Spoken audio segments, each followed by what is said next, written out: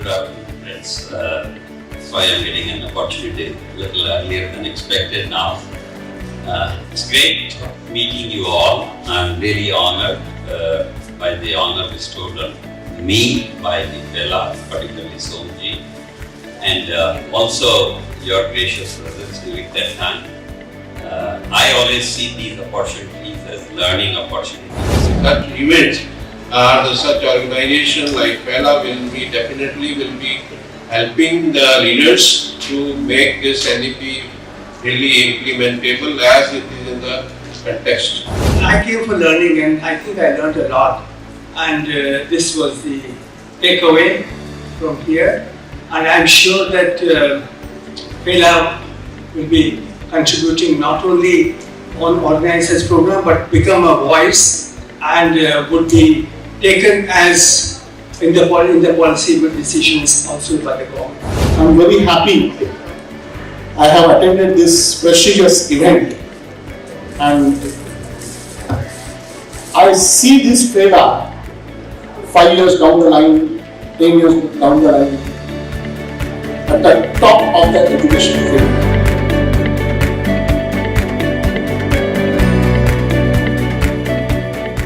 Started this journey, everybody knows, the last year. So what was the purpose and where we reached till the time?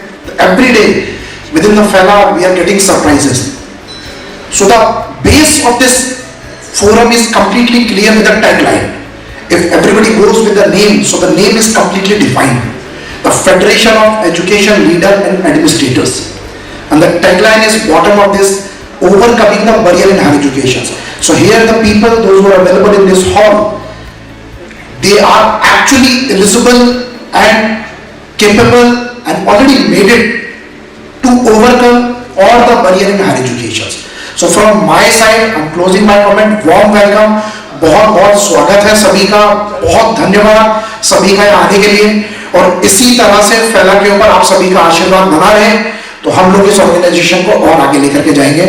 पूरे दिन के इस session के अंदर मंथन नाम रखने का पर्पस ही यही है, because it's a knowledge sharing platform. We created a dedicated knowledge sharing platform for the educationists.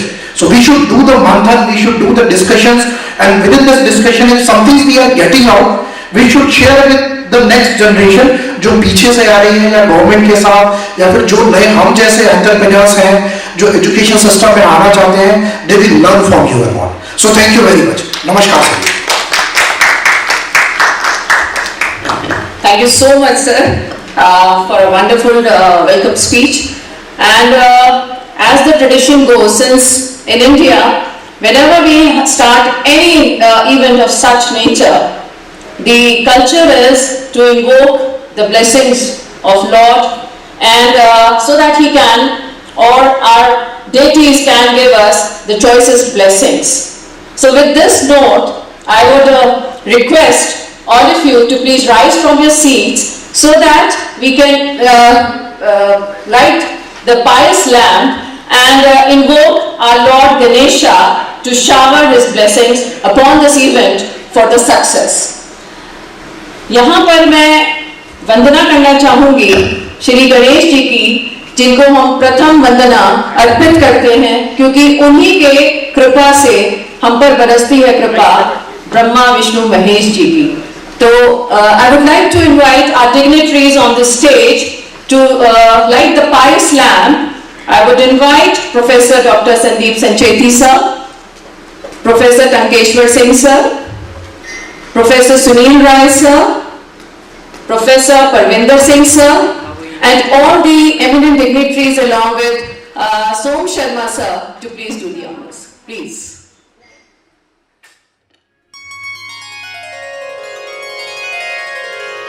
Vakratunda महाकाय सूर्यकोटि समप्रभ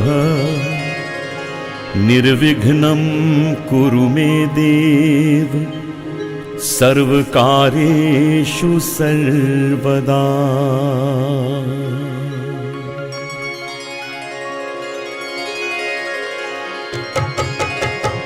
वक्रतुंड महाकाय सूर्यकोटि समप्रभ निर्विघ्नं कुरु मे देव सर्वकार्येषु सर्वदा। वक्रतुण्ड महाकाय सूर्यकोटि समप्रभा निर्विघ्नं कुरु मे देव सर्वकार्येषु सर्वदा। वक्रतुण्ड महाकाय सूर्यकोटि समप्रभा निर्विघ्नं कुरु मे देव सर्वकार्येषु सर्वदा। वक्रतुण्ड महाकाय सूर्यकोटि समप्रभा निर्विघ्नं कुरु मे देव सर्वकार्येषु सर्वदा।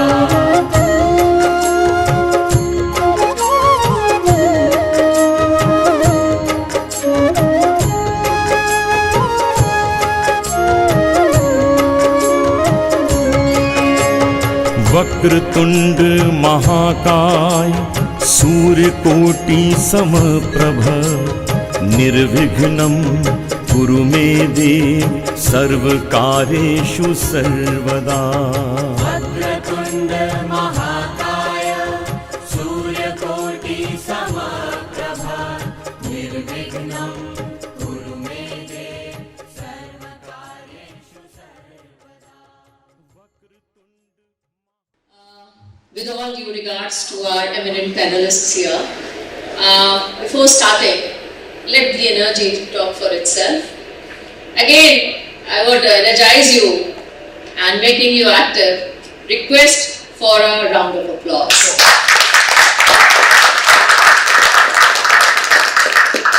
I'm very honored to be moderating this session, and the session is also very, very, very powerful in terms of how Indian knowledge system can be taken up into our academic framework and what impact it is actually going to bring in our youth, and how the education system would be revamped with the inclusion of such dimension, and that too very actively. We have to adapt ourselves, our curriculum frameworks to the requirement. Now, sir, I would like to just brief about how this session would go on. Since we have 45 minutes, so I would request all the dignitaries that first of all we will have a 5 minutes address from all of you, and then after that we'll be left away with around 15 minutes. For that, I would be just putting up few of our issues and concerns that we are looking forward to address in this session. And the wrapping up of the session would also be made possible with the available time. And after that, I would be requesting the keynote speech from two of our eminent speakers here, Professor Sunil Rai sir and Professor Parminder Singh sir.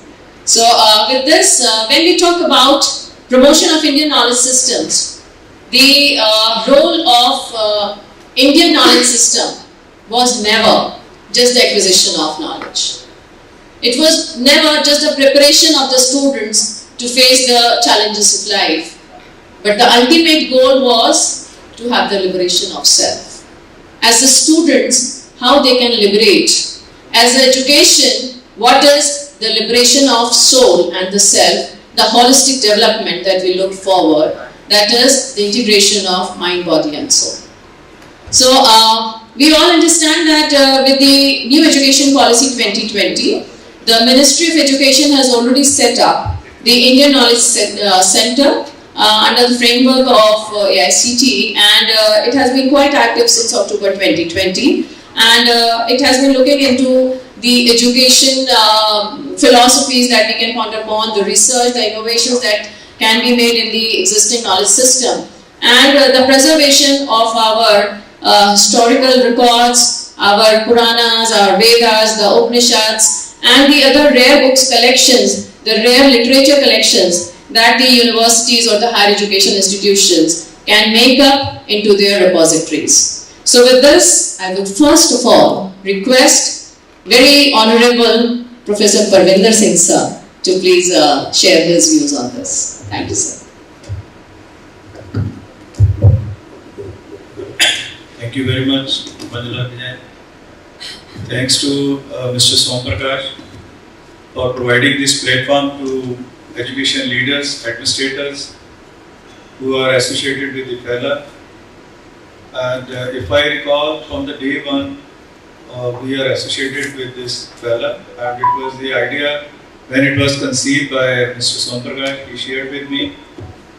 So we had first meeting about 2 years back in Chandigarh. So thereafter, there is no looking back. So I am grateful and thankful to all of you who are associated with FELA, with their different roles from different states and pan-India, and dedicatedly and passionately everyone is involved. So during the COVID, FELA was doing the duty. We used to discuss so many things. Then the blessing was NEP came into the picture. So that was a big challenge. Government stakeholders, public stakeholders, student stakeholders, then the state governments. So there were many challenges to the FELA also. But FELA remained connected with every one of them. We took the opinion and comments from every expert from Indian education system, particularly higher education system. And today when the MANTHAN is here, this MANTHAN is also another endeavor of the FELA to realize what is the roadmap of NEP in our country, what challenges are there, what issues are there. So when we talk about the Indian education system, the first picture coming to mind is the Takshila and Nalanda. The revival of the education system will be acknowledged globally when we take the customs and tradition of Indian education system. Whether this education system was conceived during the Mahabharata or during Ramayana or during the Gurus also. So there is one script that is the world-renowned scholar in our society. Needless to say, in every section of the society with the diversified culture in our country, I think we are blessed that in this part of the planet, all these scripts have been written. We may talk about Bhagavad Gita, we may talk about Guru Granth Sahib, we may talk about Mahakavya. So every script and with the different lipis and with different backgrounds and ultimately amalgam of the traditions. We have been told to follow the footsteps and the teaching and preachings. That is the education system. The document which has come into existence after a long wait of 30-35 years, and that credit goes to our Honorable Prime Minister Shri Narendra Modi ji and the present government. The former ISRO scientist, he could think what is the requirement from the primary education to the higher education. This is the first ever document all over the world. If you see the US education system or the European education system, that is the segregated and fragmented education system. But this is a document which religiously should be adopted by all of us, and we should do best efforts to make this document a very successful paper, whether it's a state government or the central government or the other stakeholder. What is pioneered in this document, that being as the Vice Chancellor, being as the educationist and being as the policy maker, we should understand and we should disseminate the merits of this paper.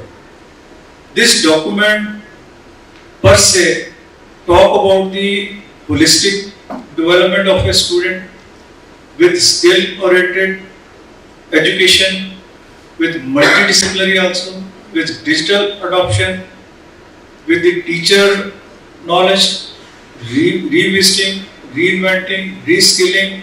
So all these things, these words have become very amazing to us. But now it is the duty of the Vice Chancellors and the leaders of the higher education to give practical form to this document. As Manjula was saying, COVID-19 has become a blessing in disguise, very truly. At the same time this document came. Therefore, it is the mixture of the digital technology, adoption, application, and further growth of the digital technology. We will not live without this digital transformation. We will not live without these tools. Even the teachers of the age 60 and plus, they have learned how to deliver online lecture, how to have the online evaluation, how to give the online degree. So that means it's the need of hour. So policy one side, as well as the digital technology, adoption, revamping of the system, it will take time, but it is on the fast track. We have been assigned some goals of the skill development, sustainable development. We have been given the duty to increase the GER. We have been given the role to make the universities multidisciplinary. We have been given the role to make the quality education. We have been given the role of the national research framework. These all are the challenges in the education policy. But what our generation needs, the employability skills, the communication skills, soft skills, internationalization with ABC, with so many floodgates have been opened in the system. This is for the first time, and I think we must give a round of applause to the government for giving us such a wonderful document.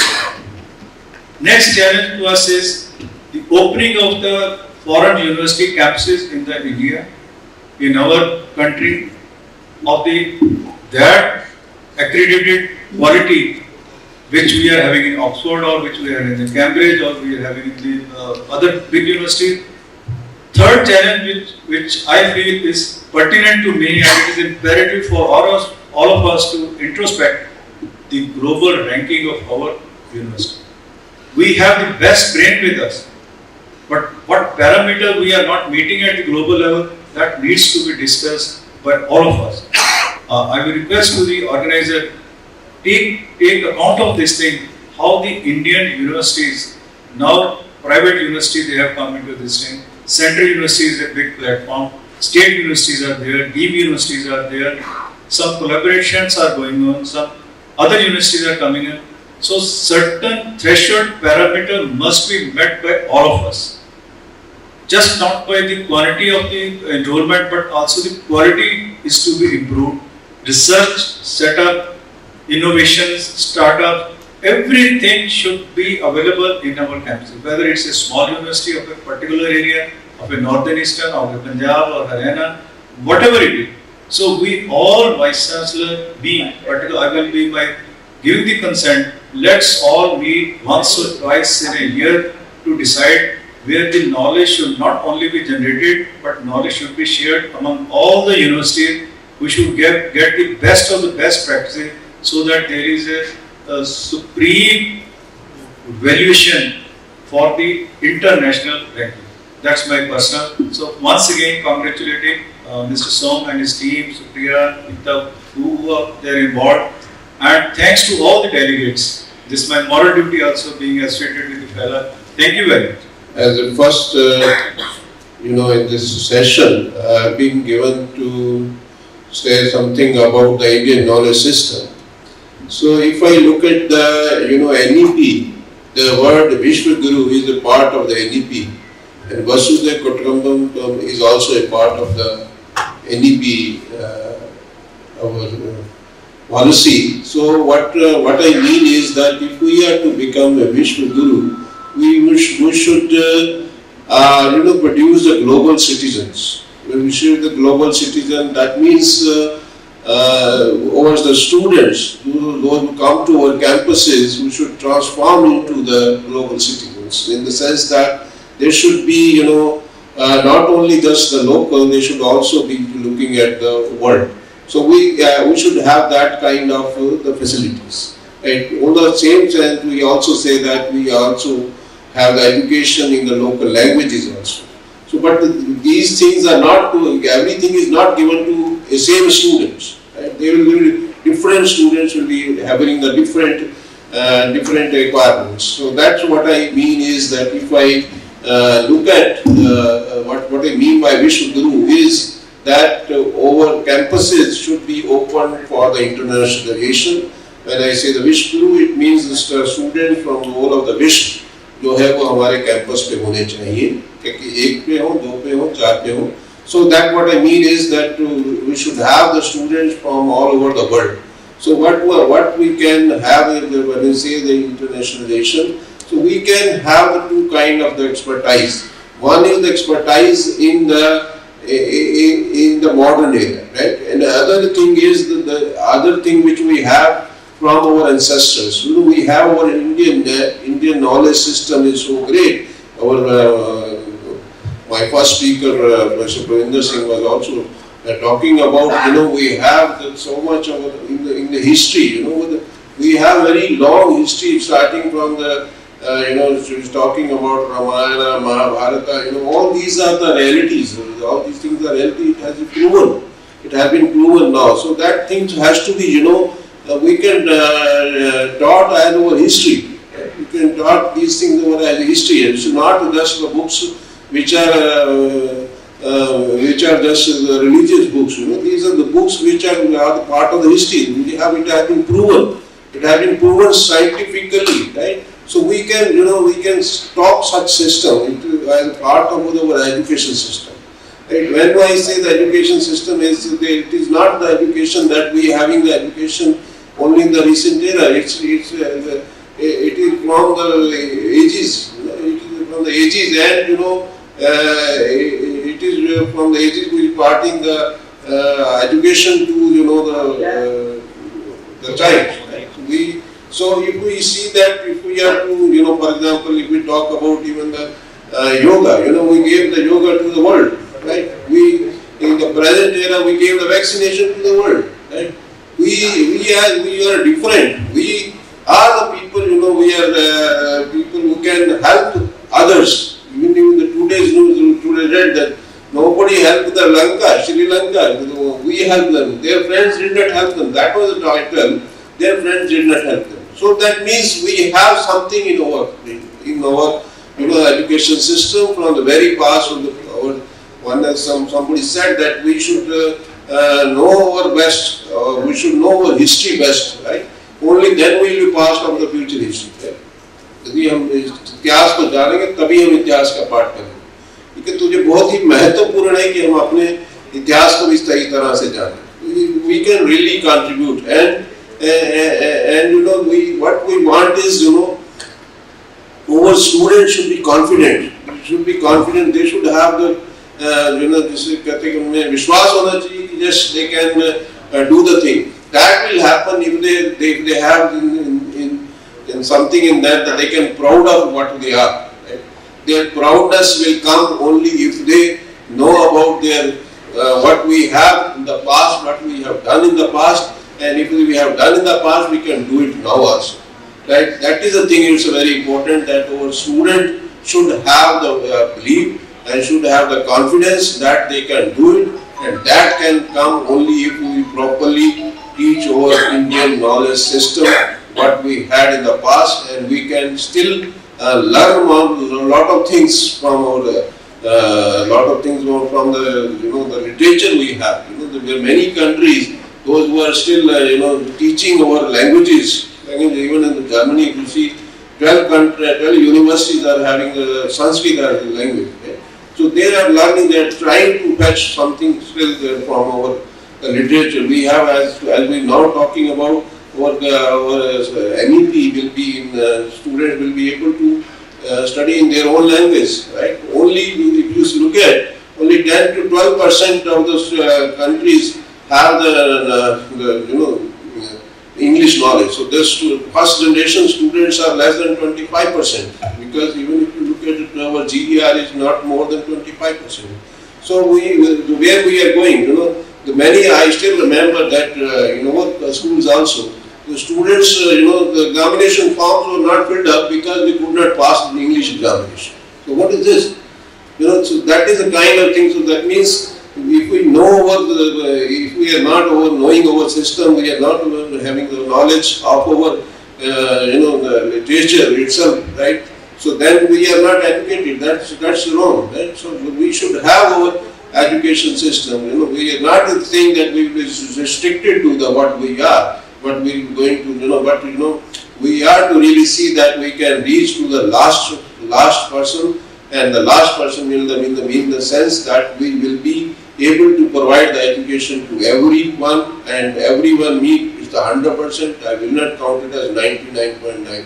That is, we will say failure. We have to have 100%. So we should have the education system where we can provide the education to everyone, and that can happen only if we follow our traditions, whether it is from our languages point of view or from the Indian knowledge systems. That's what I want to say, Manish. Thank you very much.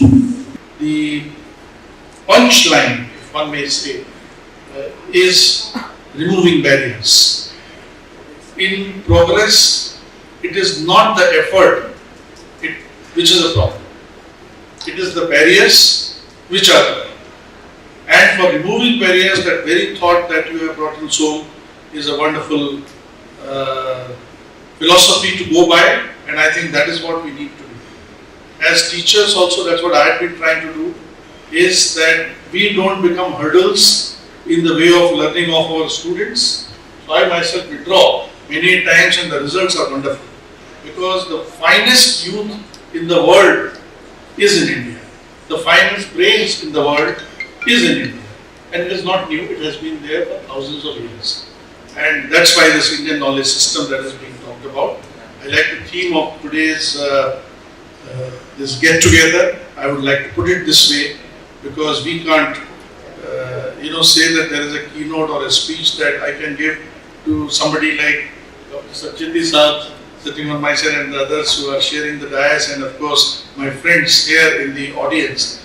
But basically it's a get together of minds, and manthan is the right word. Manthan के बाद अमृत निकलना लाजमी है. विष भी निकलता है. ये विष को हटाना है. That is basically the whole concept of removing the hurdles. There are for not achieving, for not doing things, for not ensuring things, there are excuses. For achieving, there is only one thing: go and achieve it. And that is what I think is this whole theme about Manthan. So many congratulations. So with that prelude, I would just like to present few of my thoughts. A lot has been already covered by the two luminary speakers before me. But about the Indian knowledge systems, I talked about what are my views on the Indian knowledge system, and second one is what should we do to ensure that the Indian knowledge systems are actually practiced the way NEP is mandating all of us to do. So towards the first part, we are very fortunate to be born in this land, Bharat, where this rich knowledge system or the Indic knowledge system has actually flourished. To me, our Indian knowledge system as different from the Western knowledge systems, because Western knowledge system is only about 300 to 400 years old. The two civilizations, one was the Indian civilization, one was the Greeks, who could actually talk of education or creation of knowledge as a systematic exercise. And the best part was the Indian knowledge system has been based on three simple concepts that I have learned from my ancestors, my elders, and from all of us. It is Chintan, Manan, and the third one that I put is Prayog. We call it practice-based learning, the third one, and so on and so forth. But the Chintan aspect is something which you need to think about. Before you do anything, before you set up, there is a Chintan. Understand the context. Why are you doing what you are doing? What is being expected of you? Why things happen in that? If the context is understood, 90% of the problems are solved. Because if context is understood, the actions will be such. And when the actions are such, problems will not creep up. And it's there in our system. It is not that you first fall ill and then try and remove the illness. The basic thing is about don't fall ill. And you don't fall ill by your acharan, by the ahar, and by the normal practice that you do in life. So it is about the Chintan is something which is very, very important. So whether we are picking up any kind of an issue at hand, whether it is now how do we improve our agriculture, because to me, being a true Indian born is the agriculture is the true economy, the rest of it is English. And if agriculture has to be flourished, then we have to understand what is the context in which this is taking place. The context today about agriculture is, it is a fact that there is an urbanization taking place. It is a fact that land is losing its value. And therefore, before the West comes and tells us about this kind of farming or that kind of farming, and there is a beautiful concept that it was there in our Vedas, that अन्न के उपज के लिए धरा की आवश्यकता नहीं है. ऐसे हाथ में लेकर के वो फेंक के जो चावल प्रोड्यूस करते थे, it was not to impress people with some kind of a magic. It was to make you realize that other than earth there are ways of producing agriculture. And if you understand today's context, land is going to become a scarce kind of a resource, the way things are happening in the world. And therefore, one has to start thinking of how do you use hydro farms and use controlled conditions so that you can produce with land and with the normal setup, you can at best take 3 crops a year. But with this hydrophore technology, you can take 10 crops a year because the turnaround time is only about 40 days. Now this is what I meant by Chintan. Chintan is basically trying to understand the context as to why we are doing what we are doing or what we are expected to do. So first one is Chintan, and that's what is the basis of our Indian knowledge systems. And it comes out in the Krishna Arjuna Samvad in Bhagavad Gita very well. The second part is Manan, which is about after you have understood the context, now you got to equip yourself with the right kind of knowledge. The preparation, as Sancheti Saab was saying, there is nothing wrong with preparing. One has to prepare. And preparation is like what happens, we are finding, I am guiding about 4 PhD students right now. Sir has guided many. Today a PhD student wants to straight away go to the thesis. There is that importance of literature survey, which I say is almost 60% to 70% of work for a researcher should be literature survey. This is what we need to invoke, that the Manan part of or adhyan of the right knowledge, so equip yourself in the right knowledge. And third one is Prayog. Prayog is about practice. In the Gurukul system, everything was all about practice. They used to first make you practice, realize, and then tell you the theory behind it, as to why this barn was fired this way, at this angle, and this trajectory, and so on and so forth. So the 3 aspects of this is what I would say that we need to explore. Sir has mentioned, we are very fortunate that it's enough in Vedas, Upanishads, Shrutis, all our scripts. The idea is to show Chintan, Manan and Prayog. Let's start doing it as the 3 aspects. This was my understanding of Indian knowledge system. Now, the second part, I am also including the keynote part, and that is why Manjulaji, I am using my 5 minutes as 8 minutes. Sure, sir. As 8 minutes. Thank you very much. You don't get such beautiful moderators. Not only from the beautiful part of it, but also from the cooperation part. Thank you very much. Alright, so now the third part of it, and I will share some of my experiences, what we are doing in our university at UPES, is about the Indian knowledge system. Is basically the first and foremost thing is the respect. One has to have the respect for the Indian knowledge system, because it is kind of fashionable to start comparing everything which is West, everything which is English, because it was told to us like this for last 300 years. But before that, our ancestors knew that they were the best, and there was no problem on that. First and foremost, do respect. And today, thanks to the latest guru, WhatsApp, a lot of things the gyan bikhar raha hai.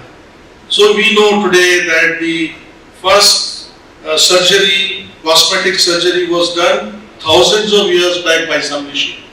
We today know that and I come from Maharashtra, where the first aircraft was produced before the Wright brothers could talk about it.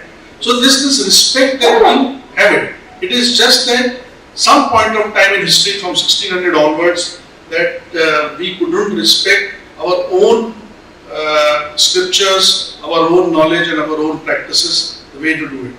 Corona was mentioned. Corona mein agar hum log nikal gaye, it was not because of medicines, it was only because of two things. One, as a society, as a family system, we held each other's hand, और उसके बाद में जो आप लोगों ने काढ़ा पिया है, उसने आप लोगों को बचाया, right? So it is basically our unwritten knowledge system which has helped us, as per me, during the Corona, and of course the faith that we are not singular society, we are a family society, as Sir mentioned about Vasudev Kutumbakam, and therefore we knew that there is a person next door who we could rely upon. So the first one is the respect for our own Indian knowledge system. The second one has to be a structure that we start at least doing in some percentage of whatever we do using Indian knowledge systems. We created School for Liberal Studies, and in that School for Liberal Studies I have requested my faculty colleagues to start mapping. Pick up 4 or 5 major themes every year. Like one of the themes is about negotiations. Now negotiations, there is a Western way, and negotiations there is a Indian way. In Indian way, we don't put down the other fellow. You don't have to win, that somebody has to lose. There is a win-win situation possible. Tum bhi jeete, hum bhi jeete. And it is in that you start doing mapping. So we are doing mapping both in STEM as well as non-STEM subjects. We are trying to find out as to, for that particular problem, whether it was engineering, management or liberal studies, we already have started mapping these various aspects. And third one, I would suggest the celebration. The celebration, so what in my own humble way, what we are doing is, I come from Dehradun, all of you are welcome to please come. There is a hill just behind us, the Shivalik's lowermost range. There is a mountain, there is a temple called Bhadraj. Now Bhadraj is, there are only 2 Balram temples in the country. One is in Mathura, the other one is in Dehradun. You know, this is how the Westerners said. So I said, let me do marketing. I said, there are only 2. So I am one of them, so I am 50% involved. So the Bhadraj temple, I said, find out how do we make the locals believe that we have got such an important or such a valuable asset.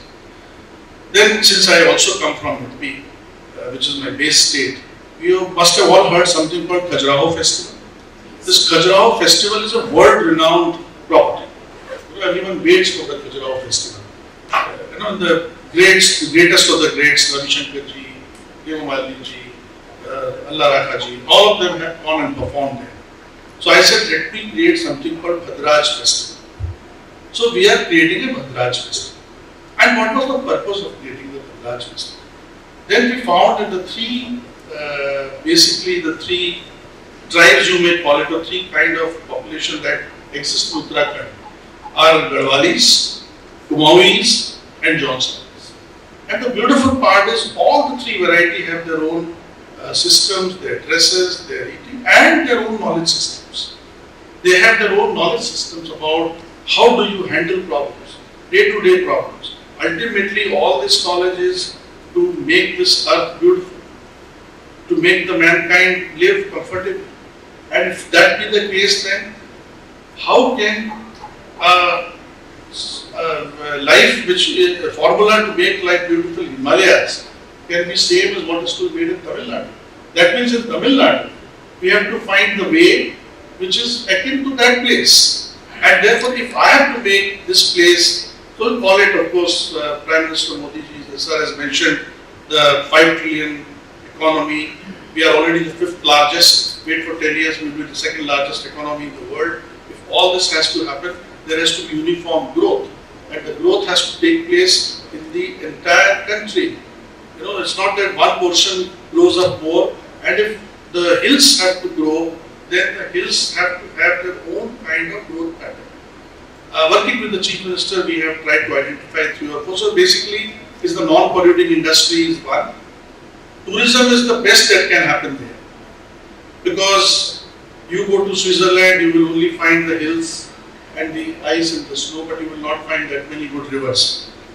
I might sound like salesman of Uttarakhand, please forgive me for that.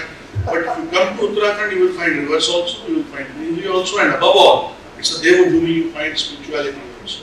So I said this can be the best possible, and then of course today, the best of the snow or the winter game circuit is at Oli and not at Shimla. So, which is again in Uttarakhand. So we said if tourism has to grow, there have to be people. People are leaving hills because of economic reasons. So we want to do Garvas. And for which we have to create such wonders that people feel proud of. So this third aspect that I said is respect for whatever we have. We have been blessed. I feel myself blessed, and all of us do. Even if there are 10 more births, I would like to be born in India. Of course, I would also like to be born to the same parents. Like my mummy ne meri bahut pitai ki. But despite that, I would like, correct, is it the same emotion all of us have? We would like to be born to the, let us have respect for that. Let us celebrate that. God has given us, blessed us with such environment, with such people all around. So 3 things I would suggest to bring about these Indian knowledge systems. First is have the respect for Indian knowledge system. The second one is create frameworks, start doing things, include them in whatever we do, whether it's curriculum, evaluations, project work, group work, what have you. And the third one is celebration. Celebration is very, very important. And this Madraj festival that we are trying to create, it will be a 3-day extravaganza, wherein of course the main festival takes place on the temple, but there are only not more than 1,000 people can be there on the hill. Balram ji पहलवान थे तो वहाँ पहलवानी होती है, गाय बैलों का भी वहाँ शो होता है, and things like that. So that will have to be recorded that. But down below in the university, we will celebrate the 3 sub-parts of Uttarakhand for their culture, knowledge, music, dance, and what have you. So this is what I wanted to share about Indian knowledge system and my little humble way of how to bring in the Indian knowledge systems into the practice. I would like to thank once again the organizers and of course all with FELA. FELA is a wonderful outfit that is 1 साल में आप इतना आगे चले गए, आने वाले 5 सालों में तो आप आसमान छू जाएंगे।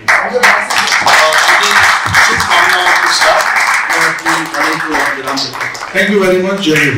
Friends, we are all talking about a very important thing, education systems in 21st century. Obviously, we want to become a global knowledge center. That's our aspiration. That's the topic says, that's the theme says. But we have all also talked about the existing Indian knowledge systems or our history or our past, which was so glorious. I understand, I appreciate, I like, I feel proud of that. But unfortunately, today's world is such that you cannot live in your past too much. You need to have a wake-up call. We were leaders for 17.5 centuries, but somewhere we lost the race, somewhere we started slowing down. And somewhere we should again start and reignite our process, that we start running and possibly then leading also. So right now it's a phase where we have to run against what we have been doing for last 200 years or a little bit more than that. And that's how will be the global knowledge center for education. There is no doubt about our capacity. There is no doubt about our potential. There is no doubt that wherever we are in the world, we are leaders. But there is certainly a small doubt when it comes to when we are in our country, when we are in our group, we are not necessarily performing to that particular level. Reasons can be obvious, solutions can be many more. I'll just dwell upon a few things a little bit here and there, as some random thoughts, I would say. And in that context, I'd like to say that while we were preparing for this session, we were just having some internal discussions with Munwar Saab and Sunil ji and all of us, and there was something mentioned about everything should have 3 things. Three things fundamental, possibly can be something important in the sense that it can retain the crispness of the discussion, I'll just use that as a element to say three things.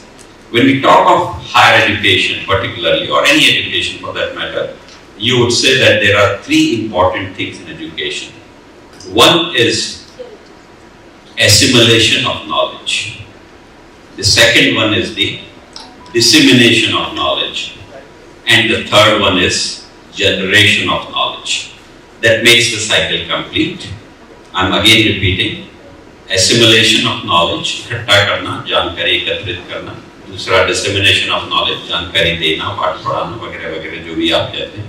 Or third is generation of knowledge. And generation of knowledge, in very simple terms, is new knowledge, new research, and which will drive you. Unfortunately, in our system, we became too dependent on others when it came to the third aspect of what you call generation of knowledge. We, in fact, forgot to, continue with our research or intensity of research, if I may say so. Very few, far and few institutions were allowed to do research or were doing research. I was in an educational system. I served government for 29 years, and many times in leadership position. I must say here that only 15, 20 years back, those people in those top-notch institutions, if they were doing research, they were being laughed at. People were trying to point at them that, are you trying to show off that you are something above the rest? This was the kind of our mindset we had, and therefore the generation was completely lost. So if you have to march ahead in 21st century, I think we'll have to reignite what you call the process of generation of knowledge. Doing research at all levels, whether it's school or whether it's your first year of your education, higher education, or at any other level is important. Doing research in your job, in delivering what you are doing. Might be that Madam Manjula has done enough research that how to run the session and other things. Various others have done research, who to call and whatever. Those research can have a loose definition. Research can be development, research can be innovation, research can be entrepreneurship, that you are enterprising and doing something, incubation, various other things, whatever form you can call. And in some loose form, it can be consultancy, testing also, that you are imparting and delivering new knowledge and new systems to others. So research is a very, very wide definition, and research is same as generation, as I was trying to tell you. So we'll have to focus if we have to reach what we call. I'm generally looking at my future rather than I really dwell too much on past, because future is what I can control. Past can possibly drive me, and we have that drive. Indians are aspirational.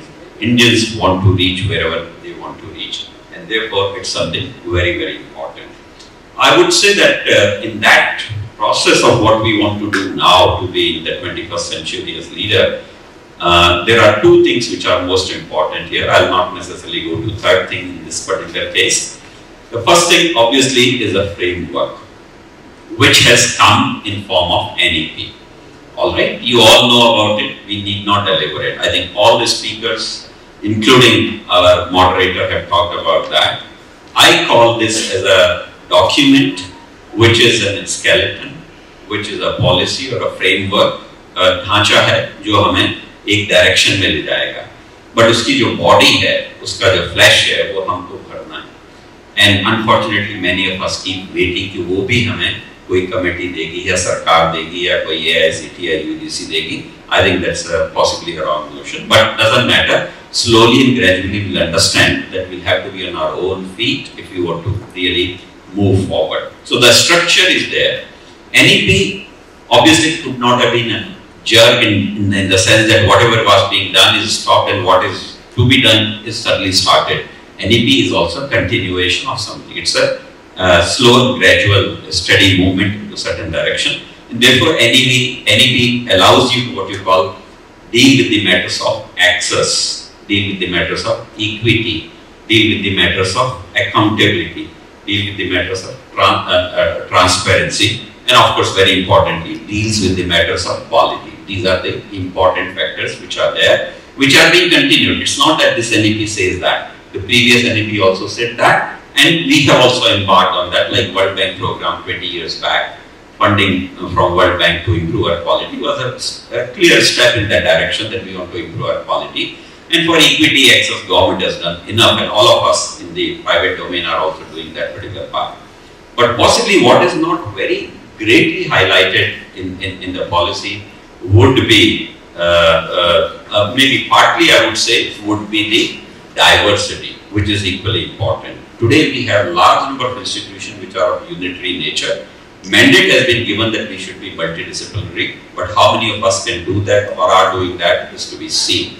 We have excellent unitary type of institution, but the world where they have become the leader in educational domain are generally multidisciplinary. So how much of change can come in, let's say, IIT or IIM or NLU or NIT or ISER or whatever? They are very specific, focused to domain. So one, we need to increase diversity, which anyway is a mandate from NEP. But from my side, there are two more things which we require if we really want to be a leader, and those two more things are speed with which we make the changes. If we become sluggish, अगर हमें 15 साल दिए हैं बदलने के लिए, हम 15 लें और 15वें साल पे हम कहें कि साहब इस वजह से लेट हो गया, बीच में एक कोविड आ गया था 2 साल 1.5 साल और बाद में हम मिले नहीं इस प्लेटफॉर्म पे, उस प्लेटफॉर्म पे हमें जानकारी नहीं मिली, अब 15 का 20 होगा तो वो शायद गलत हो जाएगा. We need to do everything with efficient. Speed is something very important. So if time given to me has been 15 years, I should try to achieve it in 10 years, 12 years at the most. I think speed is another element which we have to add to education. We are very sluggish, we are very slow moving in the changes which we do. The second thing I would want is efficiency. Everything which we do with the purpose, with the cost in mind. Cost can be time, cost can be money, cost can be effort also. Without efficiency, once again, we'll be moving 2 steps forward and coming 1.5 step backward if we are not doing it with efficient design. So please add these elements of what we call diversity, speed and efficiency to NEP, and possibly this will be a right catalyst for us to march into what we call the 21st century. Can I get 2-3 more minutes to complete this? And I will give the second example which will make us march into 21st century would be from the domain which I belong to called technology. For me, every other domain is equally important. With due respect, I should say that I just love other domains much more than the domain which I belong to. But fortunately or unfortunately, technological domain is one which drives the world, which changes the world, which controls the world, which makes the world fight. If today you try to link in last 200 years, especially after invention of steam engine and other things, if you see the changes, the political scenario kept changing, the social scenario kept changing, the technological scenario kept changing, the financial scenario kept changing, the geographical scenario keeps changing. Even now we are fighting. I want to acquire his land and he want to acquire his land and so on and so forth, which is happening, all those fights which are happening between countries. What I'm saying is, if you try to study them, what are the deep connections between those happening in technology, you'll find that every time anyone has become a technological superpower, they have tried to do something, invent something or use something of technology to drive others in a different way. And ultimately this all points to financial changes also, not only that political and social and geographical, financial. And because of this, you probably see that the wave of growth or leadership, whether it was UK or Europe or India, or initially India and then Europe, and then later USA and Japan, and then possibly Koreans and various others came, and now China, and possibly we will become a power if we are in the right direction. And I'm sure it is going to go to Africa also. The wave cannot remain stable. We have to sail that wave of what we call technological world which is driving it. We cannot be away. And in that sense of technology, digital world is a boom. We all resist like crazy that we don't have devices, we don't have bandwidth, we are not up to date. But we survived in this world when we didn't have drinking water also, and we didn't have electricity also in thousands and thousands of villages which were there. But the change has to happen.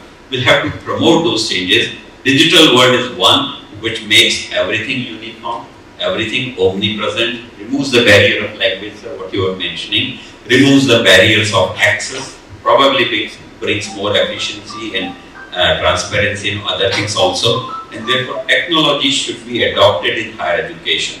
I would like to say that digital is also a boon, like NEP is a boon, digital is also a boon. Let's use it because it makes the whole thing uniform. It makes the things repeatable, reliable, reproducible, and of course very low on the cost. When the technology sets in, cost goes down. Cost of possibly communication has gone down. You know, with your mobile, that it's dirt cheap. Everyone has two mobiles and everyone is seeing movies live on whatever. Same way, this energy is becoming cheap because of the solar, once again, technology. Very soon you'll find the electrical vehicles will make the transportation very cheap.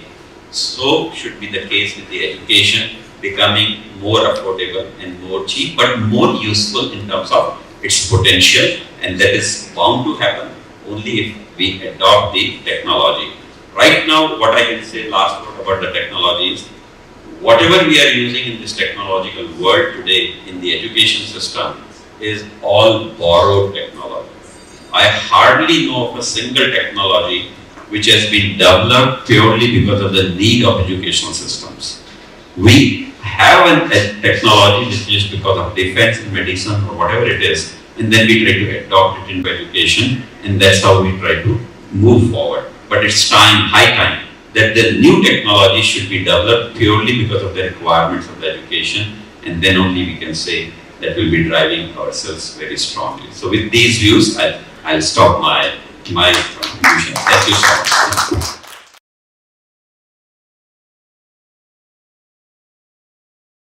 देखिए ऐसा है कि जो कोई भी student कितने घंटे के आपके एजुकेशन इंस्टीट्यूट में रहता है? 6 घंटे। बाकी का टाइम कहाँ रहता है? घर में, बाहर। वहाँ पर इंडियन सिस्टम में रहता है। इस इंडियन सिस्टम, अपने इंडियन नॉलेज सिस्टम में रहता है, घर में रहता है, अपने परिवार में रहता है, अपने घर में जो भी अपने पाठ पूजा जो भी घर में होती है वही होती है। सारे त्योहार वही मनाते हैं, अपने अपने रिलीजन के मनाते हैं, तो अपने नॉलेज सिस्टम में ही रहते हैं। यदि हम कहें कि वो 6 घंटे यदि हम उसे कॉलेज या स्कूल में या यूनिवर्सिटी में लाकर कुछ और पढ़ा रहे हैं तो वो उससे दूर नहीं रहता है। वहाँ पर भी हम आजकल यूनिवर्सिटीज में कहीं पे भी सारी एक्टिविटीज बच्चे अपने आप बनाते हैं। मेरे यहाँ 23 स्टेट के बच्चे पढ़ रहे हैं, मैं सेंट्रल यूनिवर्सिटी से हूँ, इसलिए पूरा मेरे यहाँ रिजर्वेशन नहीं है, मतलब रीजन की नहीं है, उसकी है। तो उसमें 23 स्टेट के बच्चे हैं। मेरे यहाँ तो केरला का जो न्यू ईयर होता है वो भी मनाया जाता है, हैदराबाद का होता है वो भी मनाया जाता है, सब मनाया जाता है। तो उसमें किसी को कोई सिस्टम में कोई अंतर नहीं है। तो we can really live with the system. So इसमें कोई भी हम कहें कि हमारे बच्चे जो हैं वो अपने इंडियन नॉलेज सिस्टम से दूर है, वो नहीं है, उन्हें मालूम है। यदि मैं आज भी हम मेडिकल साइंस की भी बात करूं, हम MBBS की बात करते हैं, ठीक है, हमारे MBBS एलोपैथी सिस्टम है, लेकिन जब हम बीमार होते हैं हमें मालूम होता है कि हमें ये बीमारी के लिए होम्योपैथी के पास जाना है या एलोपैथी के पास जाना है या MBBS वाले डॉक्टर के पास जाना है या सर्जन के पास जाना है, वी नो। लेकिन यदि ये सिस्टम को कंबाइंड रूप से पढ़ाया जाए तो क्या प्रॉब्लम है? हमें as a citizen of this country we know everything, but as a student of the college उसमें जो है क्लास में वही नहीं होता है। क्लास में हमें आज जहाँ बैठे हमें बात करते हैं कि कैसे हमारे साइंटिस्टों ने किया, हमारा फर्स्ट प्लेन था राइट ब्रदर से पहले मिला। इसे यदि मैं कहूँ कि अपने क्लास में पढ़ाए नहीं थे, यदि मैं ये कहूँ कि अपना कोई सब्जेक्ट शुरू कर रहे हैं, उसमें हम यदि ये डाल देंगे कि इसमें इंडियन की कंट्रीब्यूशन क्या रही है पास्ट में, या अपने जो रिसर्च कर रहे हैं सर ने कहा, तो यदि हम ये कहें कि ये हमारे रिसर्च को जो सोसाइटी को क्या फायदा होने वाला है, यदि अपनी ही सोसाइटी को फायदा नहीं होने वाला है तो बाहर की सोसाइटी को क्या फायदा होने वाला है, या उसके यदि हम उसकी जब चर्चा करेंगे तभी हम जो है लगता है यही हमारा इंडियन नॉलेज सिस्टम है। मैंने यह कहा कि हमारे प्रधानमंत्री की जो यदि मैं कहूँ कि जब कोविड हुआ था तो कोविड के वक्त हमारे देश ने और देशों को दवाइयाँ भेजी, वैक्सीनेशन भी भेजी, आज भी मैंने बात करी। तो ये जो सिस्टम है, ये कोई प्रधानमंत्री जी को कोई जरूरी नहीं है कि उनको कहाँ से सीख के आते हैं, वो इंडियन नॉलेज सिस्टम जानते हैं, वो सीख के आए हैं, वो उसी से उसको इम्प्लीमेंट कर रहे हैं। तो हम सब जीवन में तो ऐसे करते हैं, क्लास में नहीं करते हैं, इसलिए यदि हम उसको उसमें क्लास में भी कुछ उसके बारे में बताएंगे तो लोग, मुझे लगता है बच्चे उसमें खुशी होंगे और उनका कॉन्फिडेंस बढ़ेगा कि यस हम थे, जो नहीं जानते वो उनका कॉन्फिडेंस बढ़ेगा। यदि कॉन्फिडेंस बढ़ेगा तो उनको महसूस होगा कि यस हम करते रहे हैं और करेंगे।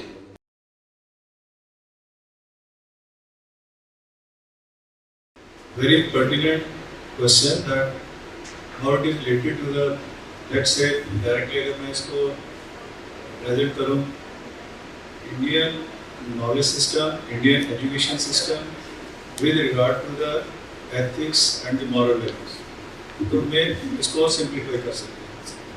As said by Professor Kinkeshwar sir, best of the brain is available in our country,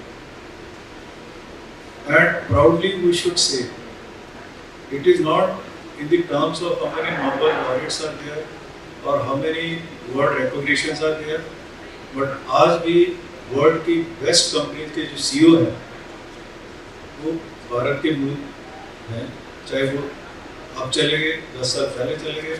That means they acquired knowledge from here, they assimilated the knowledge, as sir said very rightly, they assimilated the knowledge from here, they got the best of the best degree from here, and then they transform that part with the Indian knowledge system. अपनी ही हम उनको जब भी लिखते हैं भारत मूल के लिखते हैं, चाहे हम कल्पना चावला जी की बात करें, सुनीता विलियम जी करें और हरगोविंद खुराना जी करें, जिन्होंने भी इस अमृत्य सेन जी को भी नोबेल प्राइज मिला। दैट मीन्स हमारी जो रूट्स हैं ये कोई 200-300 साल पुरानी नहीं है, but as all the panelist they have thrown the light on this thing, we should be proud honor of the heritage and the culture of the world best civilization in India. कोई किसी भी world में इतनी ज़्यादा cultural diversity या revolution हुई है जितनी इंडिया में हुई है, and that too in this part of country, that is in the northern part of the country and to some extent other part. All invaders they came, but they could not ruin, they could not spoil the civilization, क्योंकि वो इतनी deep rooted knowledge system में थी, इतनी value based थी, उसको social aspect से भी देखा जाए, I think we are the superior. So we should feel proud of this thing, and we should transmit this values, ethics to our generation, which is missing. We should honestly confess, हम आज भी अच्छा समझते उस teacher को जो पूरा lecture English में देता। अभी पीछे राष्ट्रभाषा दिवस था, एक महोदय इंग्लिश में हिंदी की इम्पोर्टेंस बता, इंग्लिश में भाषण दे रहे थे और हिंदी की दे रहे थे कि हमारी राष्ट्रभाषा ऐसी होनी चाहिए, उसको ऐसा प्रचार करना चाहिए, but he was speaking Hindi. तो इन चीज़ों को हमें थोड़ा सा नज़रअंदाज नहीं कर सकते।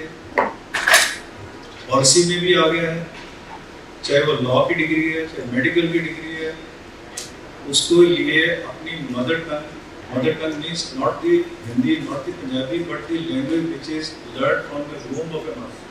अगर हम पंजाब में पंजाबी है, यूपी में तो वहाँ की हिंदी की है, तो इसका मतलब कि जब तक हम अपने कल्चर को, अपनी सिविलाइजेशन को, अपने हेरिटेज को नहीं प्रमोट करेंगे, हम अपने एजुकेशन सिस्टम को स्ट्रॉन्ग नहीं कर सकते। सो जहाँ इतना अच्छा डॉक्यूमेंट है हमारे पास NEP, उसमें हमने ये भी देखना है विश्व गुरु कैसे बनना है। विश्व गुरु बनने के लिए कहीं नहीं लिखा हुआ है तो कितनी फॉरेन यूनिवर्सिटी के साथ आपने जाना, आपको अपने आप को स्ट्रेंथन करना है, आपने अपने आप को रिविजन करना है, आपने अपने ही सिस्टम को रिवाइज करना।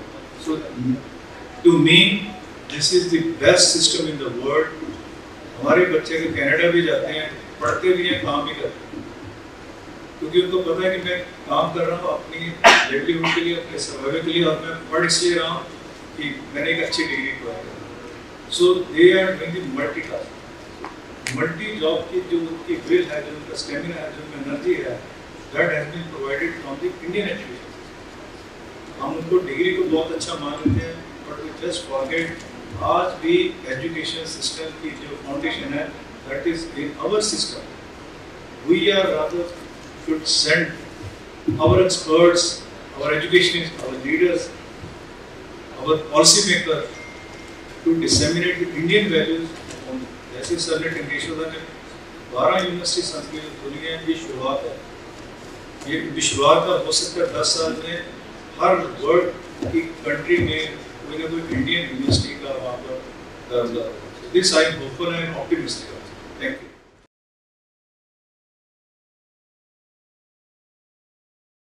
मेरा ये कहना है कि अगर हम ग्लोबल का मतलब देखेंगे, global already encompasses, covers, captures local.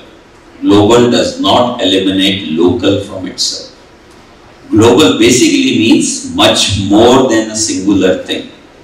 Alright, so global cannot eliminate that if I am trying to be global कि मुझे अंग्रेजी आती है पर हिंदी में पढ़ रहा हूँ तो शायद कुछ गलत हो जाएगा, वो गलत सोच है। मेरे को तो लोकल होना ही है। अभी तो समय नहीं होगा, मैं आपको नहीं ज्यादा बता सकता, पर मेरी सोच सिर्फ हिंदी में चलती है, ये मैं जानता हूँ। Whatever else I say is a translation, is something else which may not be natural, but this process which works here, the processor is a Hindi processor here, or my mother tongue's processor, or my mother language's processor, you can say, and rest is all conversion. And therefore, I will never eliminate and I will never say that while I am trying to be global, that I cannot be local. That is something very, very simple. The second answer to your question is, अगर हम देखते हैं कि England और America आगे बढ़े हैं और उन्होंने प्रगति करी है, तो उन्होंने अपनी ही भाषा में पढ़ लिख कर करी है, वो अंग्रेजी है। ठीक है, मान लीजिए अंग्रेजी आप ग्लोबल कहते हैं तो बात अलग है, पर उनकी अपनी भाषा थी। पर अगर हम देखेंगे जापान, चाइना, जर्मनी, रशिया, उन लोगों ने भी समय अनुसार प्रगति करी है। They have also been world leaders in their own way, technology or otherwise. उन्होंने ज्यादातर अपना सारा काम अपनी भाषा में करा। अगर वो ऐसा कर सकते हैं और आगे बढ़ सकते हैं, तो हम क्यों नहीं कर सकते? I think हमारी सोच में कुछ खराबी है, और वो सोच में खराबी इसलिए कि हमारे कई distractions है, which may be a little bit to do with the regional, political, whatever such things which may be there, a complex mix of all that, which does not allow us to talk about our things. And fortunately, NEP ने उसको कहा है कि अब ये नहीं होना चाहिए। जिसको जैसी भाषा में पढ़ना है, सोचना है, करना है, करे। अगर मैं कुछ साल विदेश रहा हूँ, मैंने अपनी PhD वहाँ से करी है। Lot of people who would talk to me, learn about Indian culture, Indian system, दो चीज के लिए they used to feel very envious of us. उस टाइम जब मैं पढ़ता था early 90s में, तो हम इतने इकोनॉमिकली इतने एडवांस या वैसे नहीं थे, तो उस पे तो वो नहीं चिंता करते थे कि भारत आगे बढ़ गया। पर दो चीज पे उनको बड़ी वो अचंभा लगता था कि एक तो ये कि आप लोग फैमिली लाइफ या फैमिली जो हमारा स्ट्रक्चर है उस तरीके से जो रहते हो, वो कैसे होता है, क्यों होता है, वो हमारे यहाँ क्यों नहीं होता। उनको जलन होती थी या उनको डिस्कम्फर्ट लगता था। तो वेस्टर्न वर्ल्ड को भी कुछ चीजें हमसे वैसी लगती है। और दूसरी चीज जो उनको लगती थी कि आप लोग सब इनहेरेंटली मल्टीलिंगुअल हो, आपकी अंग्रेजी भी हमसे अच्छी है और आपकी अपनी भाषा है। तो on an average her Indian 3-4 भाषा का क्लेम करता है। आपको बताते हुए खुशी होगी, हम 4 लोग एक परिवार में, मेरे 2 बच्चे और मिसेज और हमारे बीच में, हम पंजाबी, राजस्थानी, गुजराती, मराठी, कन्नड़ और थोड़ी बहुत तेलुगु और तमिल भी कर लेते हैं, हम 4 लोगों के बीच में। And we are very proud of that. We have lived there and we have made sure that we acquire all those things, different people at different times. And the last answer to your question is, today technology is bridging that divide. आपको नहीं समझ में आता है, आप technology की मदद लें, हिंदी अंग्रेजी में कन्वर्ट हो जाएगी और अंग्रेजी हिंदी में कन्वर्ट हो जाएगी, कोई भी भाषा किसी और के अंदर कन्वर्ट हो जाएगी। तो टेक्नोलॉजी इज एन एनेबलर। अगर आप अब भी नहीं कर रहे हैं, ये जो भाषा का जो डिवाइड है उसको अभी ब्रिज नहीं कर रहे हैं, तो उसकी जिम्मेवारी आप पे स्वयं पर है और किसी पे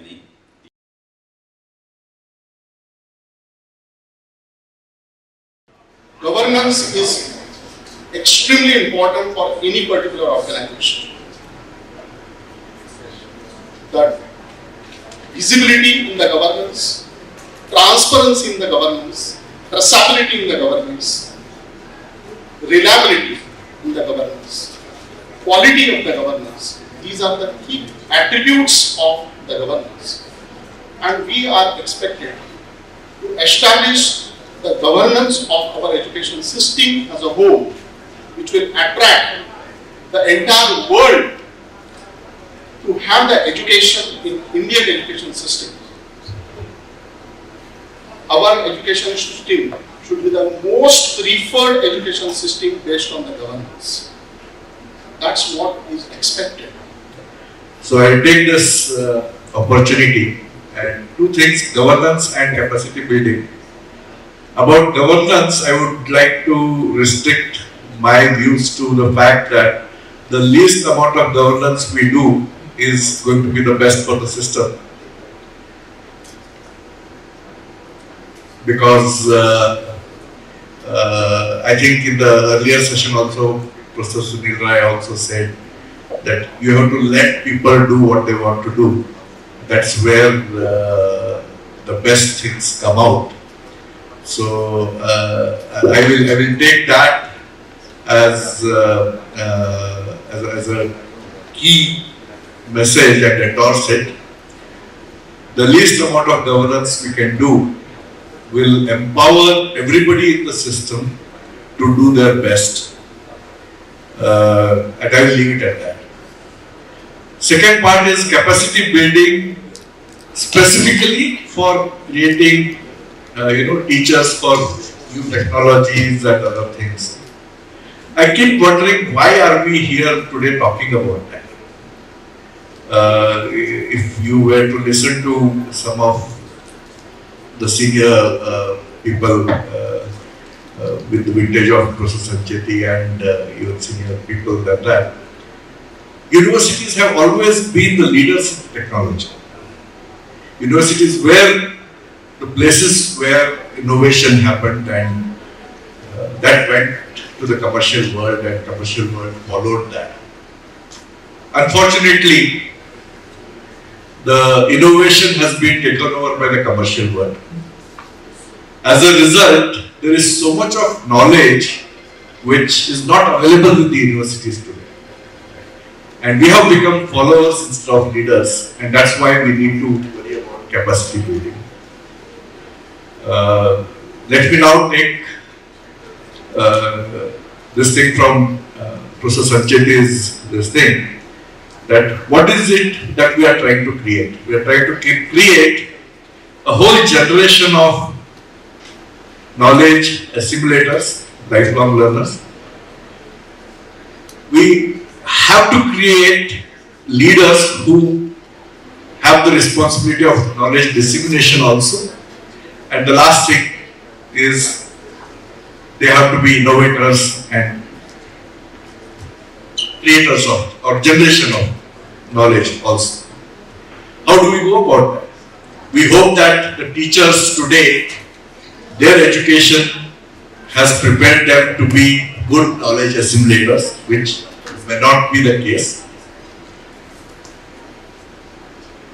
We want to make sure that they are good knowledge disseminators, which means they use the technology to make sure that the knowledge assimilation process of their students is not only speedy but also efficient.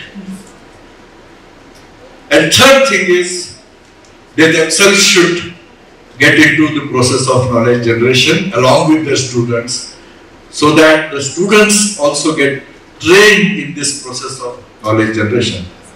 How is this going to happen? This is going to happen if we give equal importance to all these three. As I said in the beginning, unfortunately for us, that knowledge does not, the entire knowledge, especially the new technology knowledge, is not residing with the universities, it's available in the commercial world outside. So two things should happen. One is we must be willing to send our teachers to the commercial world so that they can pick up this knowledge. And since this process would be slow, we need to hasten it by bringing in those people in the commercial world who have this knowledge into the university system simultaneously, so that that knowledge is available for assimilation by the next generation which we are trying to prepare.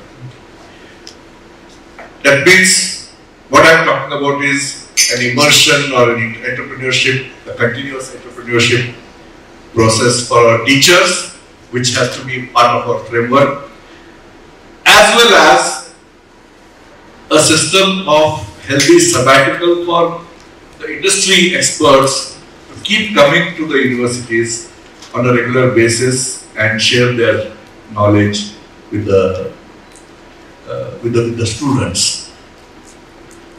This process can only happen if we minimize the governance. Well, I really do not know where to start and where to stop. All these issues are so much mixed and different kinds of problems come to my mind.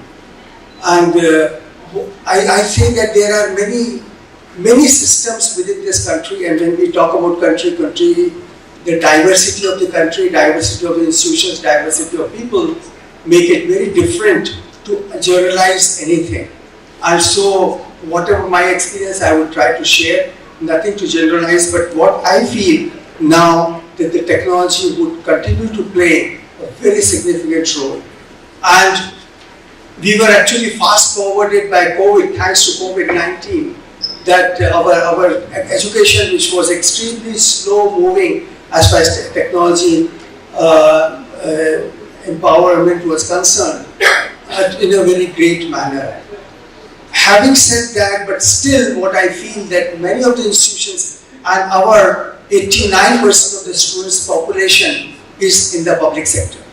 Whether colleges, whether the public universities, private universities serve very less. But of course, when we talk about it, we really talk about the kind of situations which exist in our own universities, which may be better because of the funding which is coming to us through the private resources. And we have developed through private. We really do not know how much we would progress with the private funding, and the public funding is going terribly down.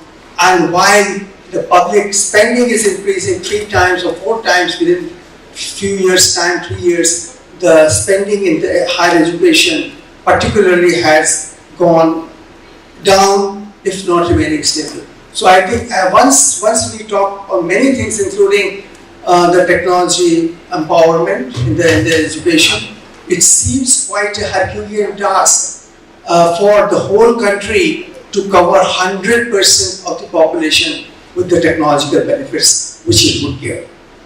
Anyway, we talk about the teachers and the recruitment of teachers. There was a time, maybe 30-40 years ago, there was only one kind of teachers which were recruited by a way. But now there are, if you go to state, even in one college, there are 3-4 types of teachers. Some are on consolidated, some are on this basis, that basis. The kind of drive and the kind of continuity within themselves is not there. So their drive to that the earlier product is they spend money and they want to sell it, they delay the latest product to some days, some months or some years, so that they sell both of them. So I think the technology also is very important, but we must know, and whatever technology we use, how much has been generated by teaching institutions or teaching community or the research within this country. In science, since 1929, we didn't get recognized through Nobel Prize, and that was the dependent India with the British India. So in the free India, in the most 75 years, the celebrations never happened. I think the time has come, and as it is told by Dr. Substantiate, that we look at the future. I think we look at the future, and the future seems to be bright, But how much bright, we do not know. The brightness, the shade is that, and then there are many things. The first thing is that in this country, we must develop the leadership. And the leadership in areas are very difficult to build up, and the government has been trying the leadership developments in several different ways. But I think the leadership in the teachers, the teachers develop the leaders in the classrooms. And if the teachers themselves don't feel empowered, then it becomes quite difficult. The challenges are that the kinds of recruitments which take place and the kind of disharmony between the institutions which we have. Within the institutions also, one departments don't talk to other departments. The collaborations part are missing. Forget about the industry collaborations within the same institutions. And I'm telling you, I was in another institution which is quite big, and there were electrical engineering, electronics engineering, and so many different branches were there. What one is teaching, the other department simply did not know. And this is the real scenario in the whole country at this point in time. And they really don't want others to know what they are doing. If you want to tell about the research, and they are protective of their research and their findings. No discussions take place, no ideas are transmitted from one place to other place. I think the culture has to change. Unless until we bring cultural changes, the things what we may talk, we will continue talking forever. This is something which is very serious, and the students, the participation is very limited. We consider the students as consumers of our system rather than the producers of our system. I think the moment we try to see them a partner in the system, and that's why what happened in the US cannot be really replicated in this country, because I know Rockefeller University where I was, so many equipments including the RT-PCR was developed there, and the guy who developed the PCR system was a faculty of Rockefeller University, and there he owns a company. I think now the government is trying that in the NEP everything is written. I'm happy that things are written there, but I want to still know how many institutions which are either privately funded or government funded, they run the industries within themselves. The teachers, and only then the students will learn.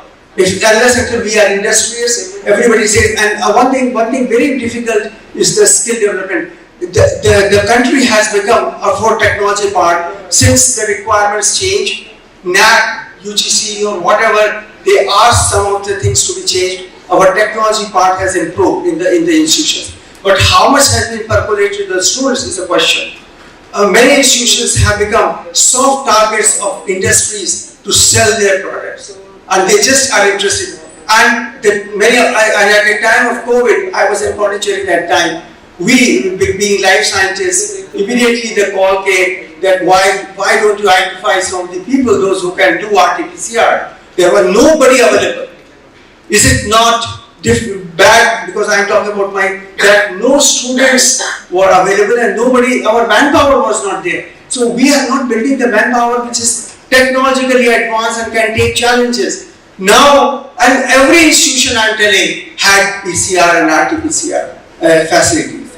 So once they had, and there are only one, so everything gets monopolized. Technology also gets monopolized, and if somebody has a technology, they don't want it to publicize, they just want to monopolize so that their job remains. And nobody else can do that. Many equipments after retirement of the persons, they remain just unused.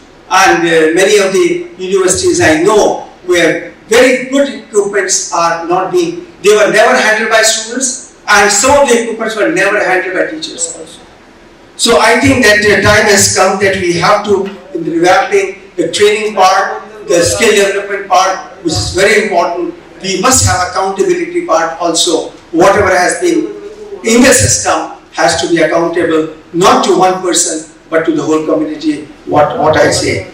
As far as I can speak longer on this thing, but one thing I was telling that it is very nice to say that West is looking towards East. Yes, I was running a foreign students program in Pondicherry University.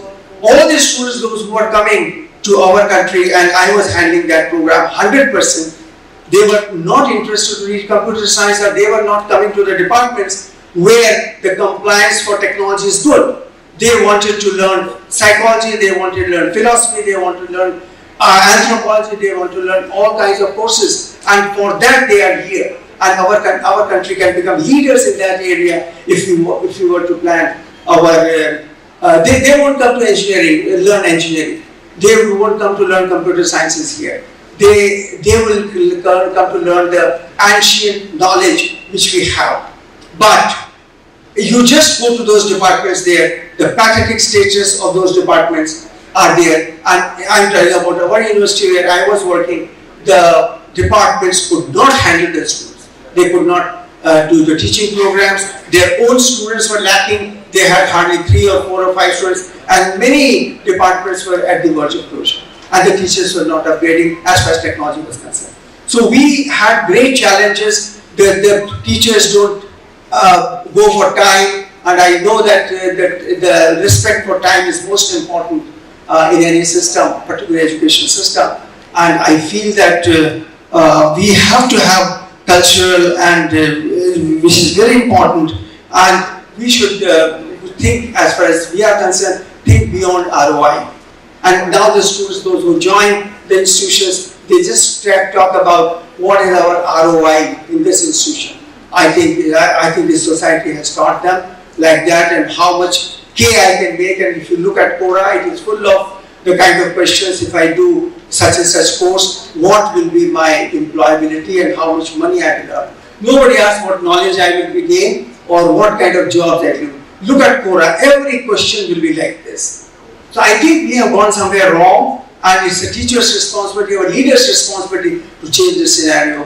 And I wish that whatever we are craving for happens soon, as the speed is extremely important, as being told. We may achieve something, but when, and the cost is, and the whole crux is that way, that we can run, but how fast? Thank you so much. I remember one statement made by Professor Sancheti. He said that national education policy should be considered as a framework. It is a skeleton, and we need to fill with flesh and blood. Actually, I perceive verbatim what you have said. I consider this as a Hindu scripture. Hindu scriptures are open for deliberations, representations, and interpretations. And the Hindu mythology says that we have got 3 kinds of a truth. One is your truth, other is my truth, and third is everyone's truth. Similarly, this NEP, I take it that this is my interpretation of this particular document, which suits the vision and mission of my university. Somebody interpreted it differently. Of course, the framework has been given, and the intent and the content is wonderful. And wherever I get opportunity, I say to all the academicians that we should try to implement NEP in the letter and the spirit. It talks about Indian knowledge system. It talks about everything, even the governance which is written there, and it writes clearly that the governance totally lies with the board of governance which you have, rather than remotely controlling by various agencies, UGC, AICT, and so on and so forth. So the governance, I think, if it is implemented in letter and spirit as per the NEP, it is the supreme body of any of the organizations. They have to decide, and therefore, the role of the statutory authorities which we have, it is limited. But unfortunately, if you see at present situation, I'm not pessimist, I'm optimist always, and I consider that India, everything is happening for good. And we have a wonderful example. During pandemic, we were the leader. When there is a food crisis, wheat was not available, India was exporting wheat. When there was no medicine for COVID, I think it is a vaccine we were exporting. When there was no knowledge system available to tackle pandemic, it is what Ayurveda and yoga which came into the play. So I am very optimistic, and I am a strong believer of that we have got a knowledge systems which may not be practiced, but it is inherently embedded in our family, and we practice and we are on the right path. Now, I was talking about the governance and NEP trying to correlate, but there I'm a critic as well, so I wanted to bring in certain points, what is happening at present. It gives you a lot of flexibility. It talks about research. It talks about taking the industry expert, and we have started calling as professor of practice. But at the same time, UGC does not count that professor of practice as a regular professor. So there is a fallacy. Any of the institution, why they would spend money recruiting the professor of practice when the NAC team comes and they do not count? That is one disconnect which I find. There we have to be careful, and I would like to direct this particular question to the UGC. Second is the research. We have just started giving so much of importance to the research and the patent. And if you all recall, recently there is a notification that has come from the UGC that for the PhD publication is not required. Now, if you, in the present situation, if you look at the outcome of the PhD is first research paper in a reputed journal. If you exempt a researcher, then I think the publication will come down. It is very, very important that whatever we know, we should publish also. Otherwise, we never claimed our geno systems which were developed by Aryabhat. We have never claimed decimal which was done by us. We had never claimed our astronomical knowledge base, and it is all taken by the Westerner because we have never documented, publicized and sent out. That is one point. Second point is, all of you, most of us are from the academic fraternity, and everyone is talking about the NAC. In NAC, there are 300 marks criteria, 3 is devoted to the research. And you are exempting the PhD scholar to publish the research publication from where the university will get so much of publication. They are losing this 300 marks. So there is a disconnect. I would like to tell this particular audience and through the FELA, I would request that the recommendation must go to the deciding authority that look, whatever you say, whatever is the intent, all the organs of a statutory body should also look at when they are coming out with any of the proposition, notifications or directive. It should have a correlation. It should not have a disconnect. Third thing I would like to also point out, which Professor you were mentioning about the capacity building. Now we all look towards industry. We say that we should have an industry connect, we should bring industry people to teach our students, we should train our faculty. But if you look at the basic proposition of the university systems immediately after 1947, our first Prime Minister Pandit Jawaharlal Nehru, what he has done is, wherever there was an institution of higher education, HEI, higher educational institutions, around that the industry was created. Pilani ma'am was talking about, I think you were from Pilani, besides that there is C. If you go to BIT, Mesra, Ranchi, around that lot of industry has come up. Tata has also come up there. If you go to Sindri, there was big institutions of engineering and Mekon, SAIL and other things came around the educational institutions. The basic idea at that point of time was the knowledge will transfer from university to industry. It has become reverse. And so this point we need to change. We need capacity building.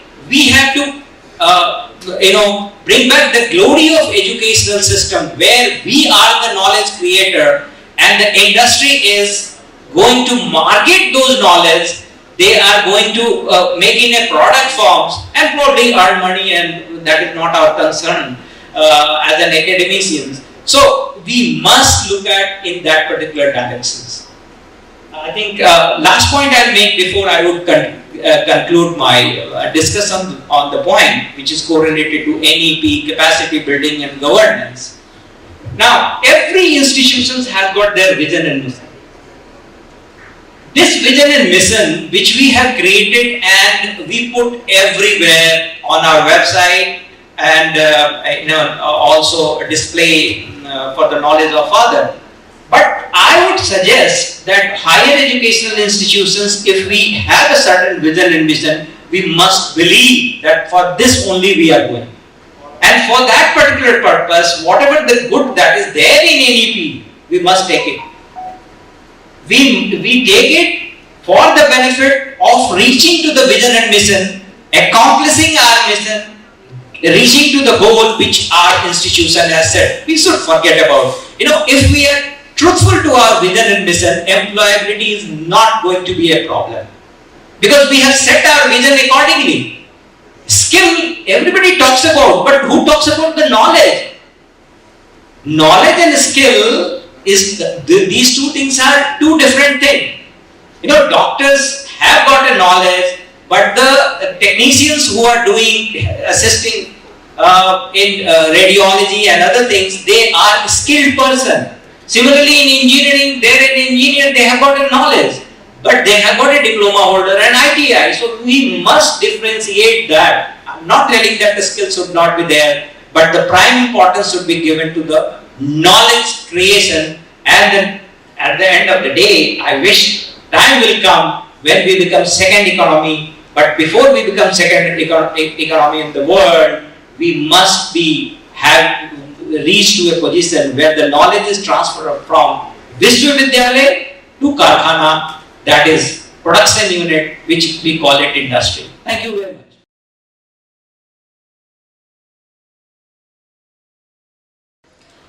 When we talk about the employability, skills, they're all very synonymous to each other.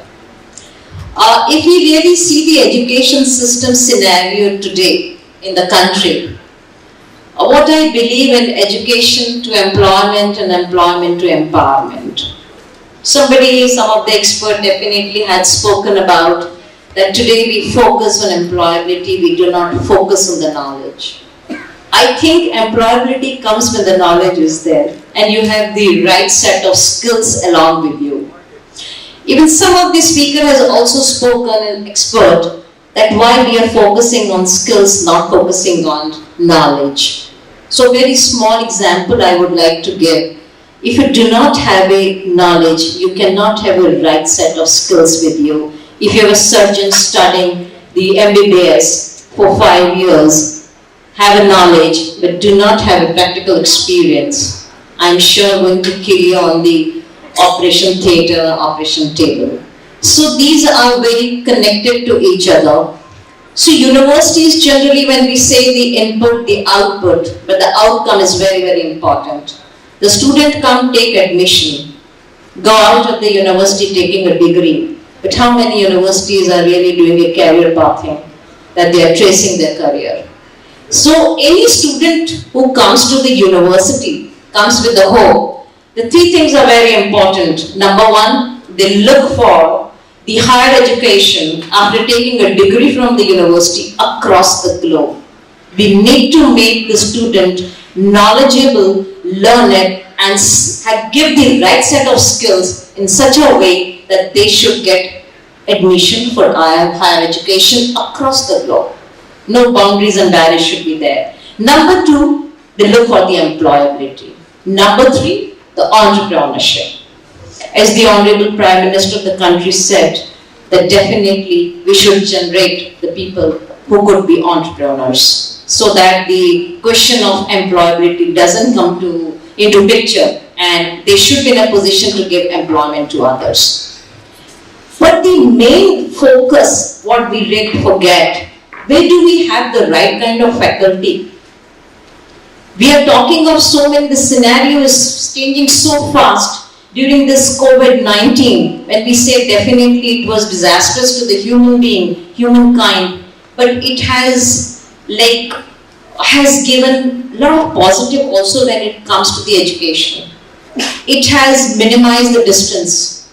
Today we talk about if I have to attend any conference abroad through webinars. Actually, the virtual meaning we have all understood during this time of COVID-19. I'm sure everybody will agree to it.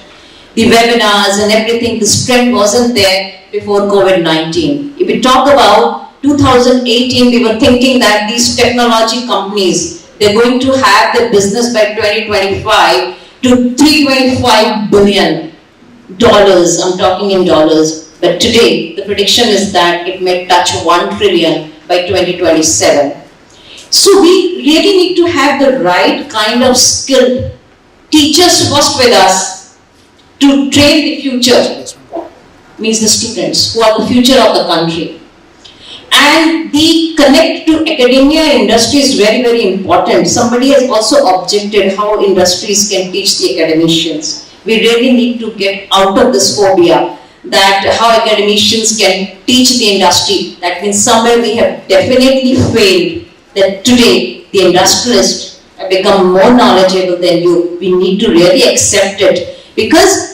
But one thing we should not forget, somebody who is industrialist today definitely has passed out from some of the academic institution only.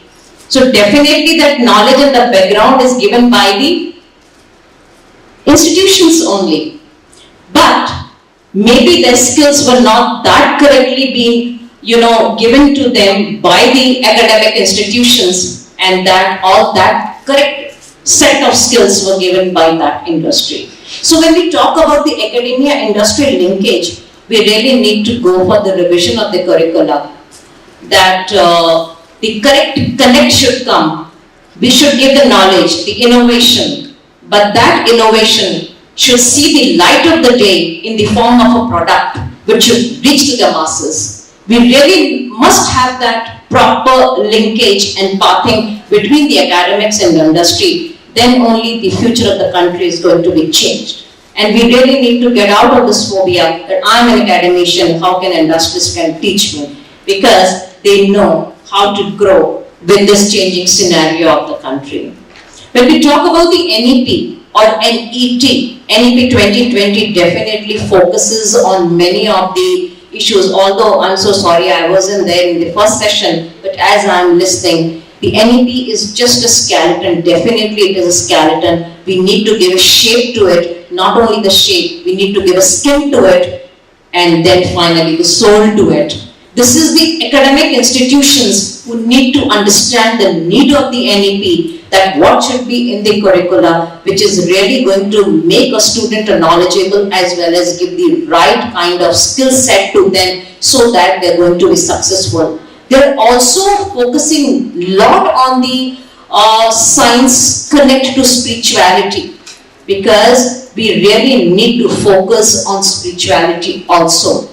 Intellectually, we are definitely generating the students, but along with the intellectual thoughts, if we start giving them the flavor of the spirituality, I'm sure you're going to make a more stronger human being in the coming times. So I would like to use this platform that Noida International University is hosting a conference in association with ISS, that is the Institute of Science and Spirituality, IKS Indian Knowledge System, and with the help of the AICTE on 17th, 18th December, that is just on spirituality, how to connect science to spirituality. I am soon going to share it with all the vice chancellors of the country and look for their participation for this conference. So there is, I think, a lot to think the academic institutions can do the wonders.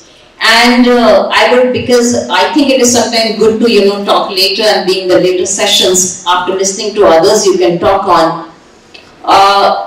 I'm really surprised that how UGC can talk about that for the PhD degree, the publication is not required. I'm really amazed, because when these bodies, UGC, NAC is also the body of the UGC. When we talk about the criteria number 3, which does not have 300 marks but 250 marks, so they focus on publications. They ask you how many faculty you have at PhD. Today, things are changing so fast. Every day I see a post, a new post, that we really do not require the PhD degree mandatory or to be a professor, somebody who had a long experience into industry. I welcome that definitely. But then the other side in the NEP, you should not ask me how many faculty professors are PhD here.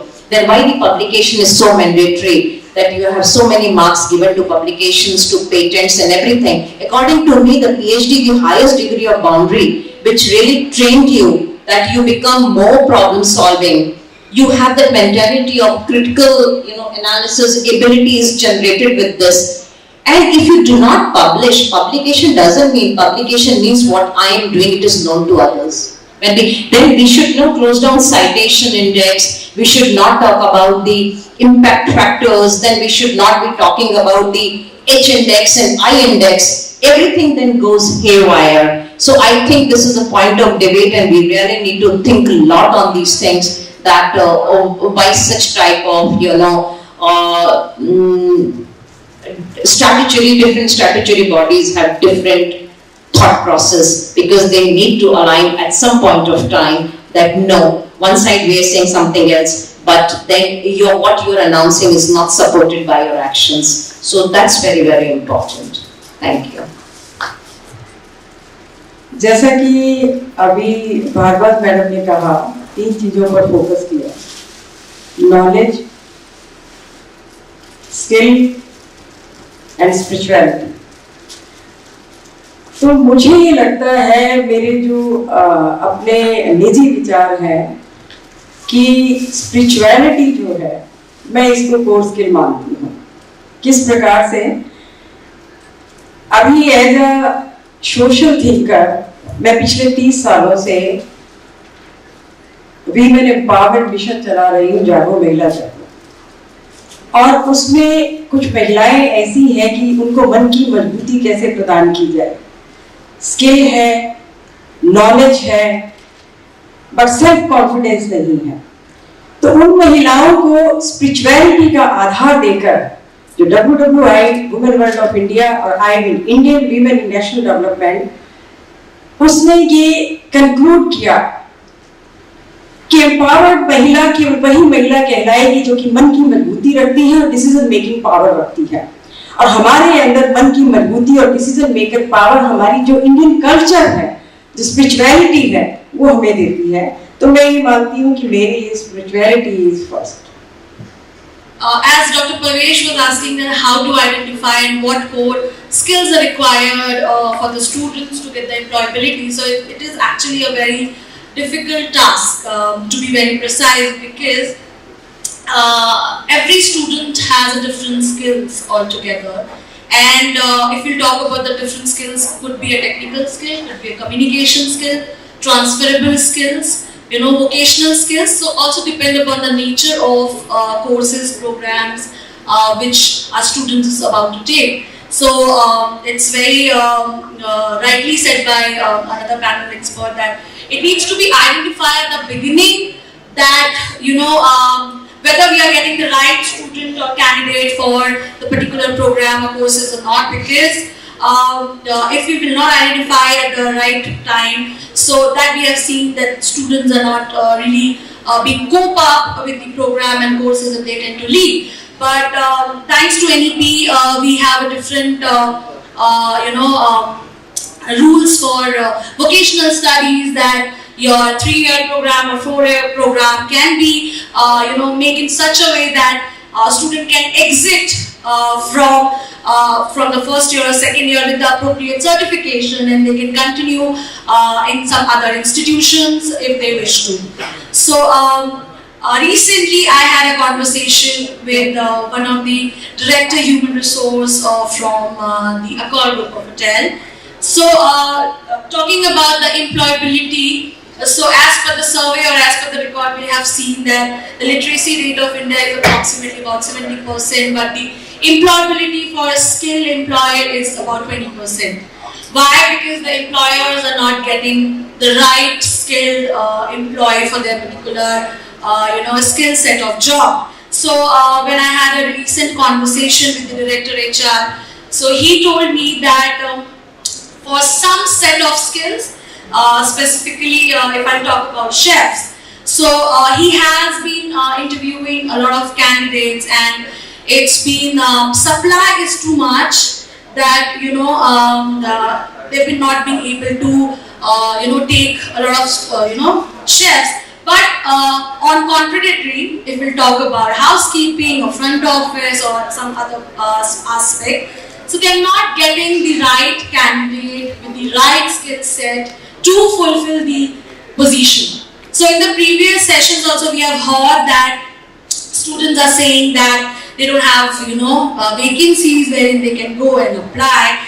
But I would like to say that there are ample of opportunities and vacancies are there in the industry right now post this COVID-19. But the only problem is that they're not getting the right set of skills of students, those who can get accommodated at that particular position which are available because of this skill competency, if I would say. So as ma'am was saying that we need to really work on our curriculum design, and I would like to share that at GD Goenka University we are very fortunate that we have made our curriculum in such a way that there is a constant engagement of industry is being set in the curriculum so that the student and the faculty members get a right training at the right time and they've been exposed to the industry so that there should not be a gap. And it should not become as a stalker for a student that we have been taking classes for so and so things and we were not aware that what skills are required. So knowledge, information and skill, everything comes hands on hand, and hands on skill especially for a vocational education like hospitality and tourism is very, very important. And Dr. Parvesh asked about the digitalization or the technology transformation. So we need to enforce our faculty or students in a right way to adapt that digitalization and technology because I came across with so many questions from students that ma'am, we have so many information available on this so-called Google professor that we get confused that which is the right information to use it. So we need to be very specific about and very selective to give the right information and knowledge to the students. And also there are some set of skills, I may be wrong, but there's some set of skills which cannot be inculcated through digitalization or in a digital way. Let's say for a chef, if a chef we are delivering, in sessions on Zoom or Google Classroom that we have faced during COVID, but your subject knowledge is there, of course. You know what is the process to peel a potato, but you don't know exactly how to do it. So that's a gap, right? So yes, of course, COVID-19 this technology was blessing in disguise.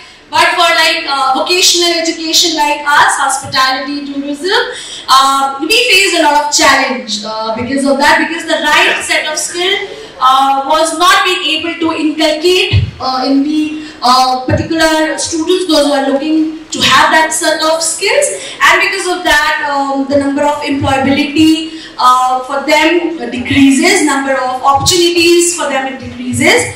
But yes, so we need to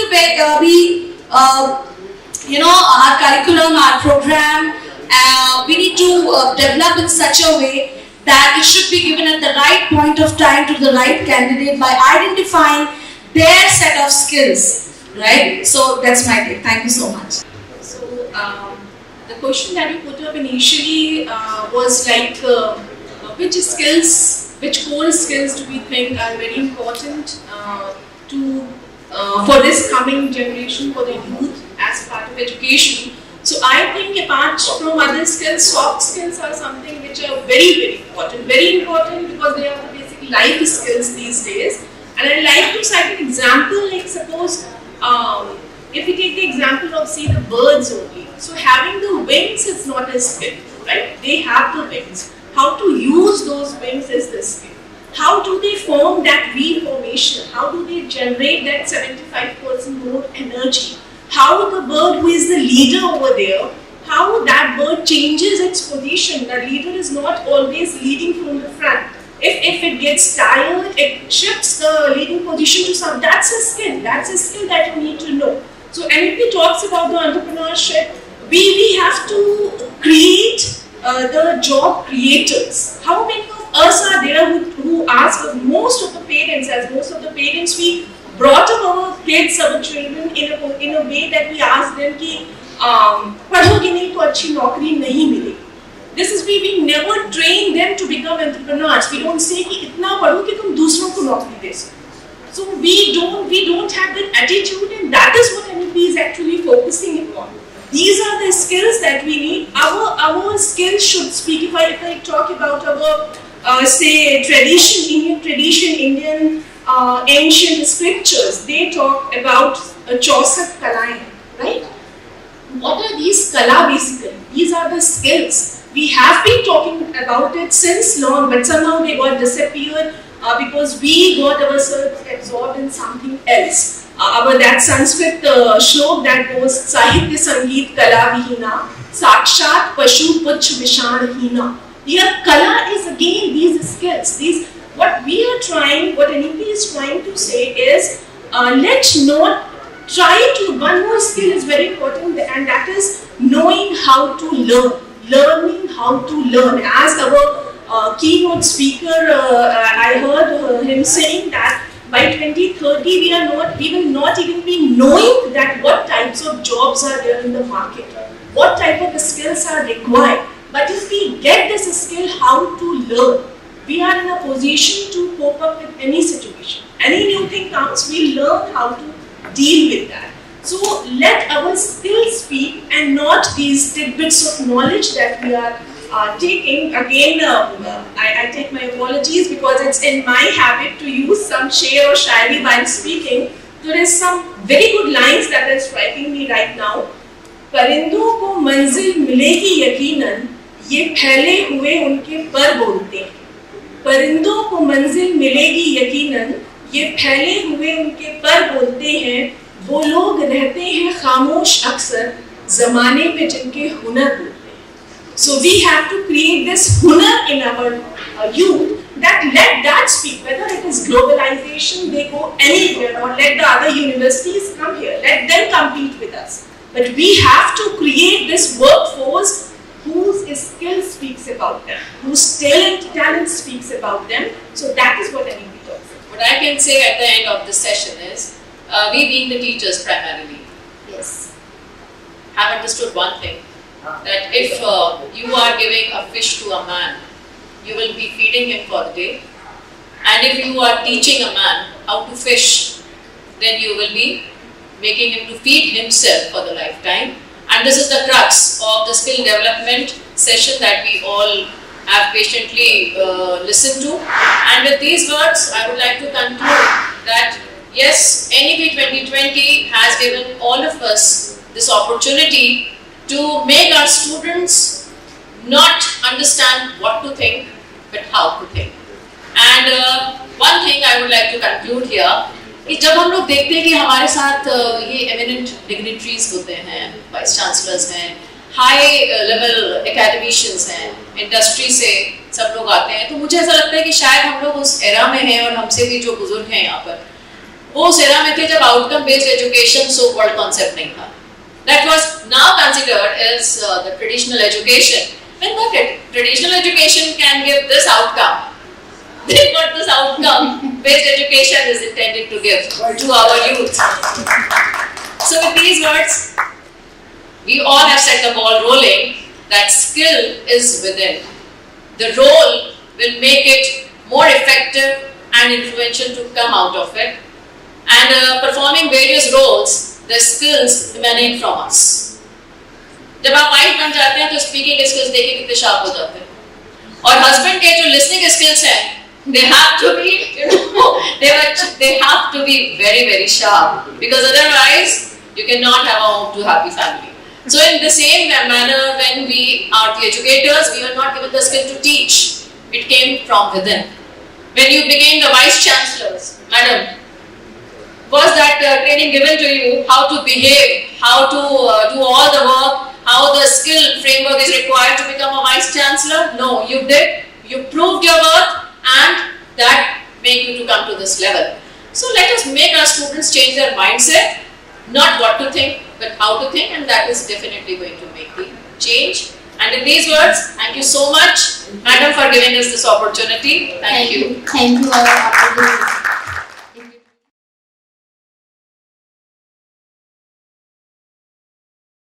So wonderful question. In need of the hour, research is always one of the most important components of any education ecosystem. So when we talk about healthcare, it's in great demand, as we all know, and the post-COVID era. But the thing is that whether institutions are ready for interdisciplinary research. So I am a person from computer science, artificial intelligence. So AI with healthcare sciences is doing wonders. So AI is just a tool you can use anywhere with agriculture, plant disease, business, psychology with neuroscience. So all three, research, innovation and entrepreneurship, all three strong common forces. You can't separate innovation with entrepreneurship. Both are made for each other. And when you talk about NEP, research intensive universities, academic intensive universities, or research intensive faculty, and we all know in all private universities, most of the private universities, multitasking responsibilities are with faculty. They are doing teaching, doing research. In a conducive environment we are talking about, with a research-oriented education system, research-based intensive system is required to motivate them, to provide them all the facilities, infrastructure, and funding is also required. And along with that, 4 years degree, it means last year 4th year degree with research. It means research based students will be doing 4 years program and they will be pursuing their pathway for higher education with research. And faculty, those who are research intensive, they will do hand holding of the students and provide them the necessary need-based research which has impact for the society. And we all are elaborating on, discussing a lot about sustainability development goals, SDGs, 17 goals. So we have to be focused, signature and flagship program we have to identify, research we have to identify, and start working on it in an interdisciplinary manner. And incentivization of faculty is also very, very important. And producing students as innovators, that is the need of the hour. And he always says, either innovate or evaporate. Thank you very much. My view is that because this is session about the research innovation, because we have seen that how we have grown from the steam engine to real scenario of the robotics. So we had just kind of the first generation of education. We had the that when we are just teaching about the horsepower was there, and then during horsepower we are very less relevant. Then we have seen the steam engine. It has changed the entire scenario. We have to change the curriculum. Then we have seen electronics came. Then we have seen the kind of communication came. Then we have seen IT 1995. Now this is the era of the robotics, blockchain technology, AR, VR, and we are going to have data science. So unless until we are going to be relevant in terms of the curriculum, in terms of the teaching quality, and also the timely research. Because somebody was quoting about the kind of the chairman of UGC that how is going to not keep publication relevant to PhD program. But I see that because we are here because of research only. If you not research timely about the steam engine to the robotics, you will not survive. Same we have to timely change the curriculum and change the teaching pattern. Because if you are not relevant, you cannot survive. Nowadays, now also this in the morning that whether we have to the university supporting the industry or industry will support the university. So reverse things are happening because we have seen right now 30% the Indian scientists that are working in NASA, they are going to innovate a lot of technology and we are then buying them and paying the kind of our money in terms of the royalty and is affecting our balance of payment, affecting the Indian currency. It means that something is relevant that why they could not retain those 30% and they are going to innovating to the foreign country. Because why it is relevant? Because we have in fact able to provide them the basic knowledge and learning. When they are able to innovate something, they go to foreign country. And again, we are actually in fact buying. Now, question there is that how we are going to retain those talent, and then how we are going to get the kind of protection of those innovations. I am the person of the IPR, so I must talk about the relevance of the protection of the innovations. Sometimes in OC system, we are mostly thinking about we have done research, just publish and forget. Sometimes we innovate something, go to seminar, conference, write a blog, we forget. No. As a person who was worried about that, how to protect our innovations. We are seeing lot of Indian varieties, Indian knowledge in terms of the biopiracy that has gone to the foreign country. You might have heard about the Basmati case. There are a lot of cases. Indian knowledge protected in the foreign country and then we are actually in fact paying money. Now the question is that how we are so going to develop a system where our innovations are protected, because India is a member of TRIPS agreement. And on the PCT application, we can put our application throughout the world. All member countries, we can be tested and protected for one invention. So my question is that let us focus on the problem-based research and let us focus on the problem-solving research, where we have just pick up a problem and solve the problem. And then if we solve the problem, we are going to protect the in terms of patent or design or trademark. In that case, we can maintain the market leadership. In earlier days, we used to say that who is the market leader? Who has a lot of iron, ore, steel, oil, gas. Now what we are saying? Who is the market leader? Who has a lot of database. Who is the market leader? Who analyze data, filter data, and then he is going to utilize the data analytics. So this is the method of the data science, data analytics. We have seen last year, during the India-China aggression, India government has closed 200 applications of the Chinese government. We can think why the India is closing application for the amount of aggression at the border. How it both are relevant? Yes, both are relevant. Because nowadays the entire analysis of data is the very important aspect, and then from that analysis it can be used for science, technology, awareness, politics, and also for the international politics, or you can say about the protecting Indian interests. Because the matter of cyber security is there, and then in that case we can go on contributing anything. But if it is knowledge is not safe, it is not secure, we will be in serious trouble. So that's why what I see that if every student faculty will try to solve local problems and try to protect their interests in terms of IPR, we can be the market leader. Thank you. So I start with one quote that I got from one of my childhood friends in the morning. He wished me a good morning with a creative that Osho once said कि जिस देश के विद्यालय बारिश में चो जाते हैं और मंदिरों, मस्जिदों, गुरुद्वारों को हम सोने से मरते हो, तो सोने से हम कवर करते हैं, उस देश से हम विश्व गुरु बनने की अभिलाषा रखते हैं। तो ये सिनेरियो शायद आज भी चेंज नहीं हुआ है। पॉलिसीज तो आती हैं और पॉलिसीज बहुत अच्छी चीज़ें हमें बताती हैं, हम लोग ब्रेनस्टॉर्मिंग भी करते हैं, ऐसे सेशंस भी अटेंड करते हैं, but I think ground reality पे अगर हम लोग जाएँ तो काफ़ी चीज़ें बहुत सारी डिफरेंट है। कई ऐसे स्कूल हैं जहाँ पे बच्चे अभी कई मीलों ट्रैवल करके जाते हैं। अफोर्डेबिलिटी की बात आपने की, तो ऐसी स्थिति भी है कई घरों में कि अफोर्डेबिलिटी के नाम पे बच्चे कई किलोमीटर पैदल जाते हैं, कोई रिवर पार करता है। काफ़ी सारे वीडियोस नेट पे अपलोड होते रहते हैं, हम लोग देखते हैं उसको, थोड़ी देर के लिए सिंपैथेटिक व्यू भी जताते हैं, कोई ब्लॉग भी लिख देते हैं, but at the end of the day उसमें एफर्ट जो आम आदमी लगाता है वो जीरो ही होता है। As far as new education policy is concerned, I will give one good brief of that. But before that, Indian education system has to be totally revolutionized. हम लोग नर्सरी में जब बच्चा पढ़ता है उसको कहते हैं 2 into 2 is 4, टोटल मेमोरी बताते हैं उसको, 2 into 2 4 रीड, उसको क्रैम करता रहता है। बट इंग्लिश में अगर आप जाएं तो 2 into 2 can be 1 also. How many times 2 can go into 2 is 1. So if a child puts up an answer 1, so teacher will never ask him why you have answered it 1 and he will give him 0. I went to one of my nephew's school and the teacher had given me 0. There was just a simple question, make a sign of no honking.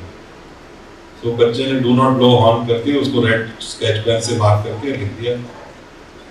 तो teacher because I feel that nursery teachers are the best teachers because वो scratch से सिखाना शुरू करते हैं, but they are quite emotional in a way कि जो book कह रही है वही ठीक है.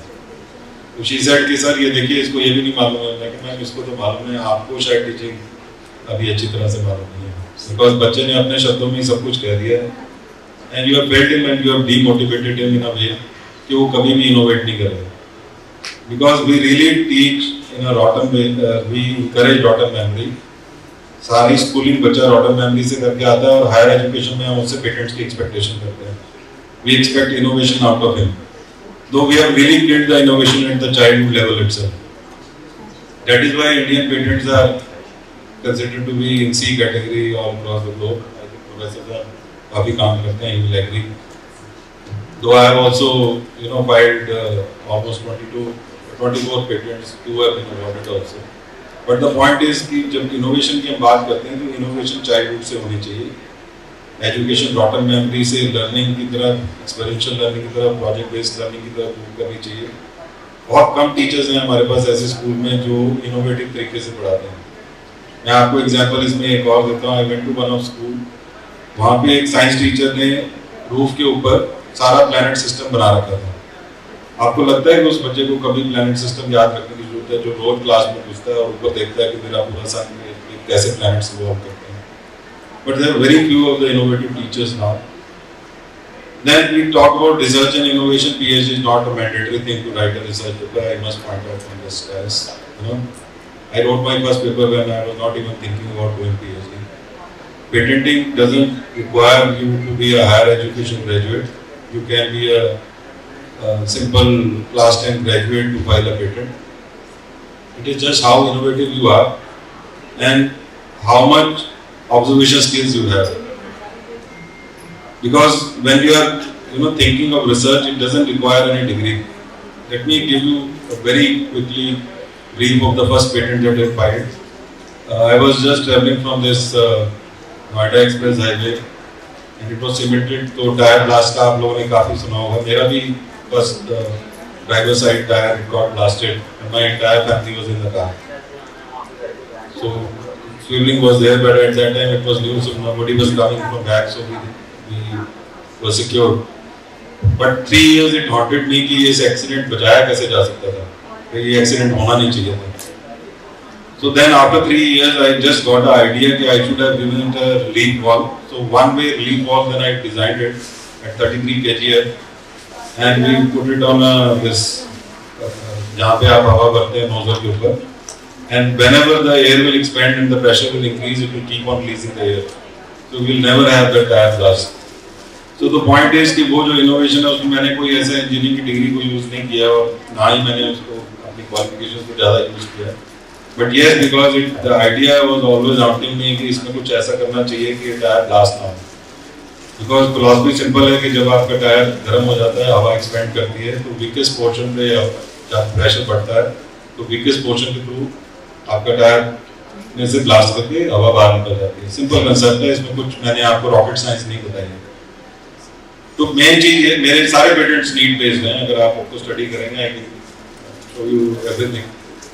Whenever I find that my wife is in a kitchen, she is working, she is फसी, ये ऐसे होना चाहिए था, वैसे मुझे गेट अ आइडिया देना चाहिए.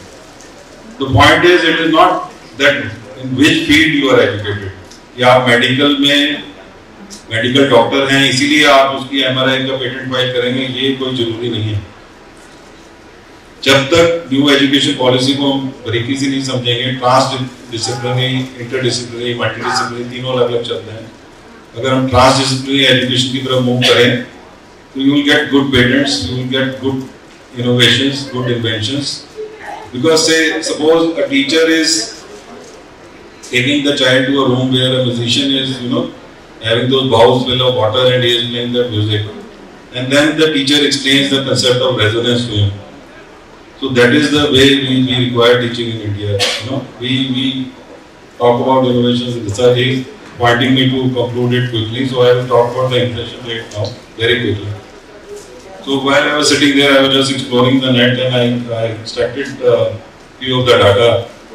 The inflation rate was 0.63% in April 21 and early 22 it was 4.12%. And if you talk about students in schooling, so 28.6% they used to go for tuitions in 2012. Now 39% students go for tuitions.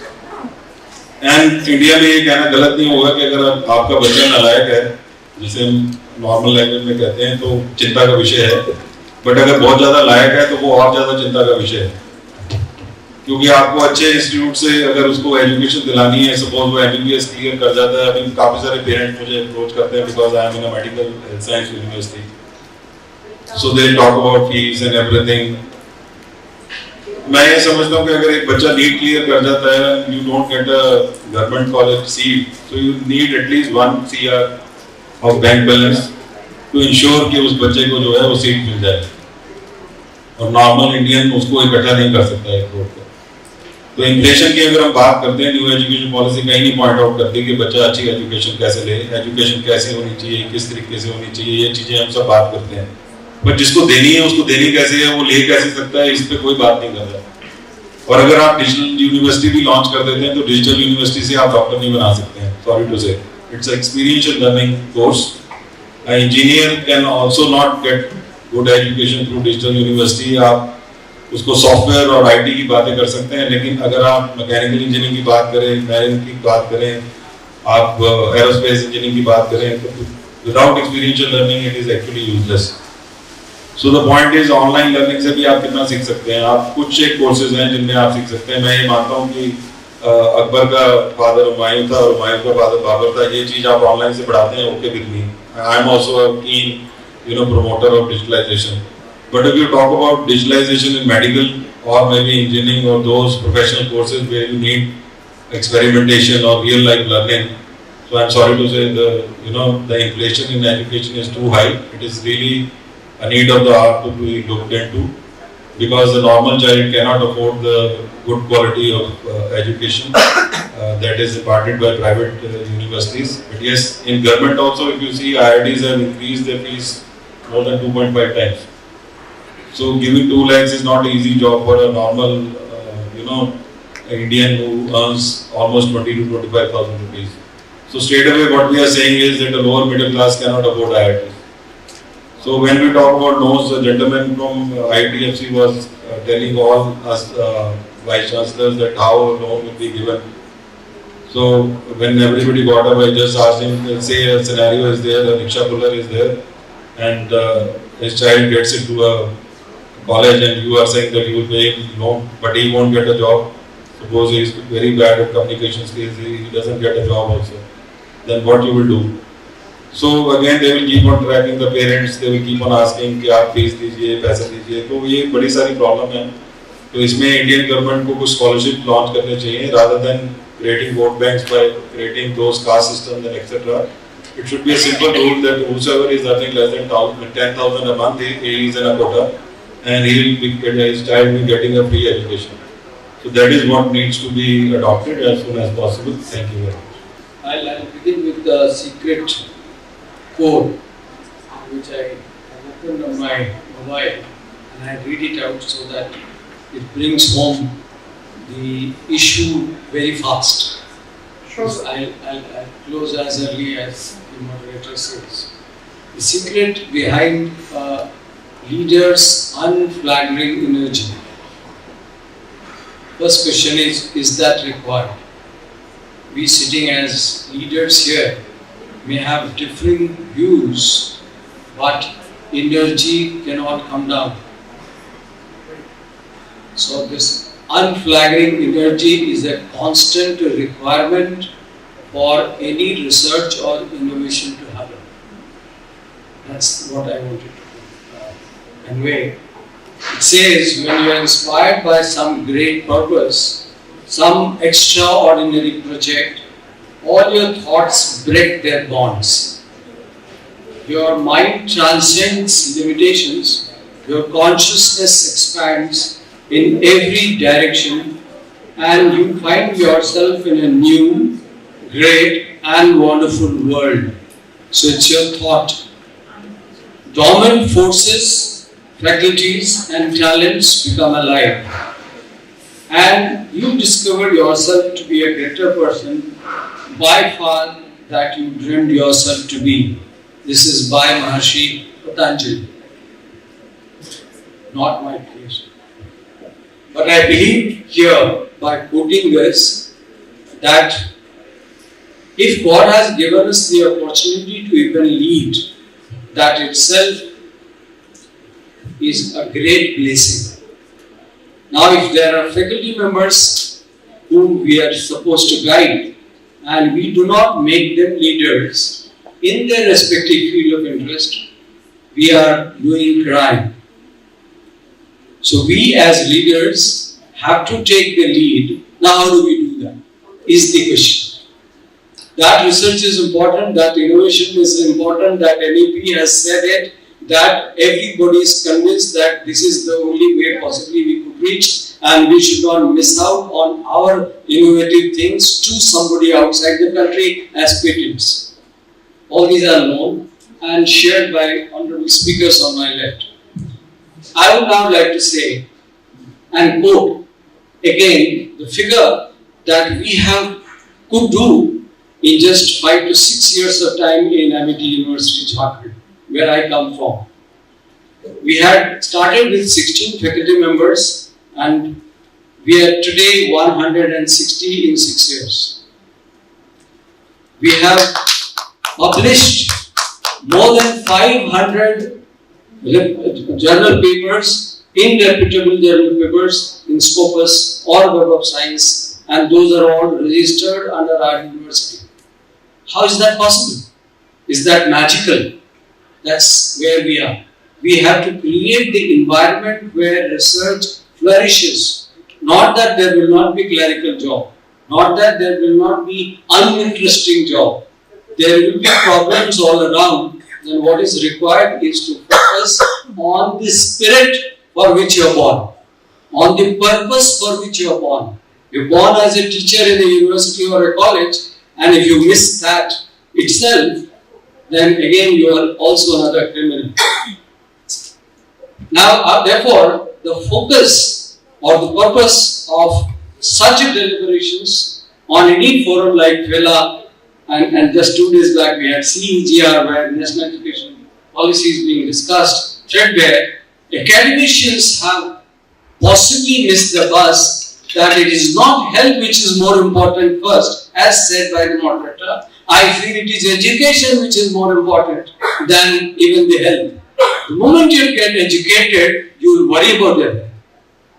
Otherwise, it is left to anybody. Doctors,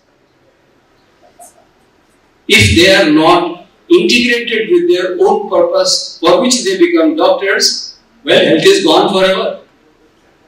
If they don't prescribe what they are supposed to do, if as a teacher we don't guide our students what are the possible ways in life, they are lost.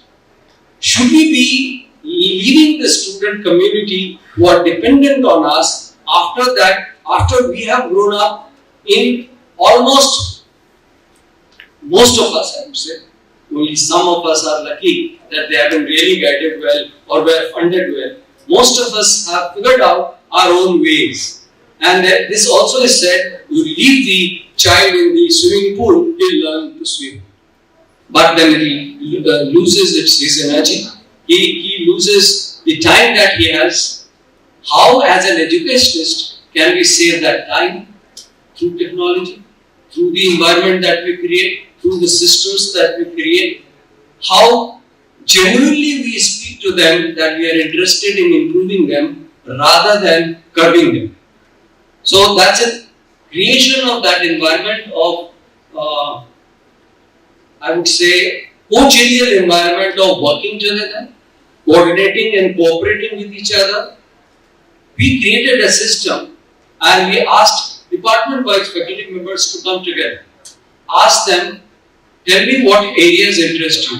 They came up with them. What papers have you published? They brought that.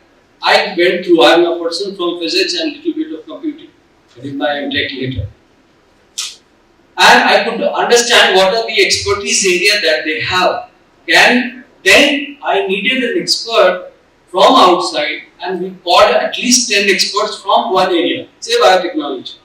I am not a biotechnology person, but experts from that area exist. Call them all nearby.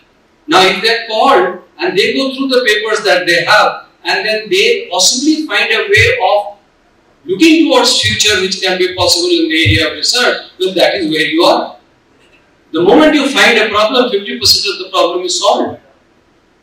The culture in US is, if you are a student in masters, you are given a paper which is published, and you are supposed to decode it, you are supposed to write the code for it, or solve the problem which is solved by the paper which is published already.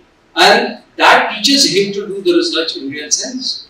So while as a student, even if he does not publish, he at least understands how a paper is written. We introduced a scheme called Pearl scheme, where I'm just trying to give you some examples which may be emulated elsewhere. Pearl scheme where peer-assisted research opportunities were given, which means any student joining in the first year itself will be a part of some or the other faculty as a research scholar, even though he is doing a graduation. Let him be part of the research group. We have formed a very core, some number of core areas where we have the expertise. The students will join some or the other area. First year, he will get used to the things happening in there while they are meeting. Second year, he may try and understand what is written in the paper. Third year, he will try and calculate. And fourth year, possibly he may publish his own paper and go away. So, are we not training them while they are studying in undergraduation or post-graduation? I'll end up by just saying two words. There is a word called philosophy, and there is another word, philomathy. Now, philosophy is something that we are all aware of, and that is, we call that as PhD or Doctor of Philosophy. Philosophy is philosophy, or PhD is PhD. Once you do that philosophy, understanding of by publishing paper or without publishing paper, anything new is a philosophy. But what is philomathy? The methodology that you have followed, these are the only two things to be understood by a research scholar or anybody doing research. If these two are understood and well exercised, I think the experience automatically will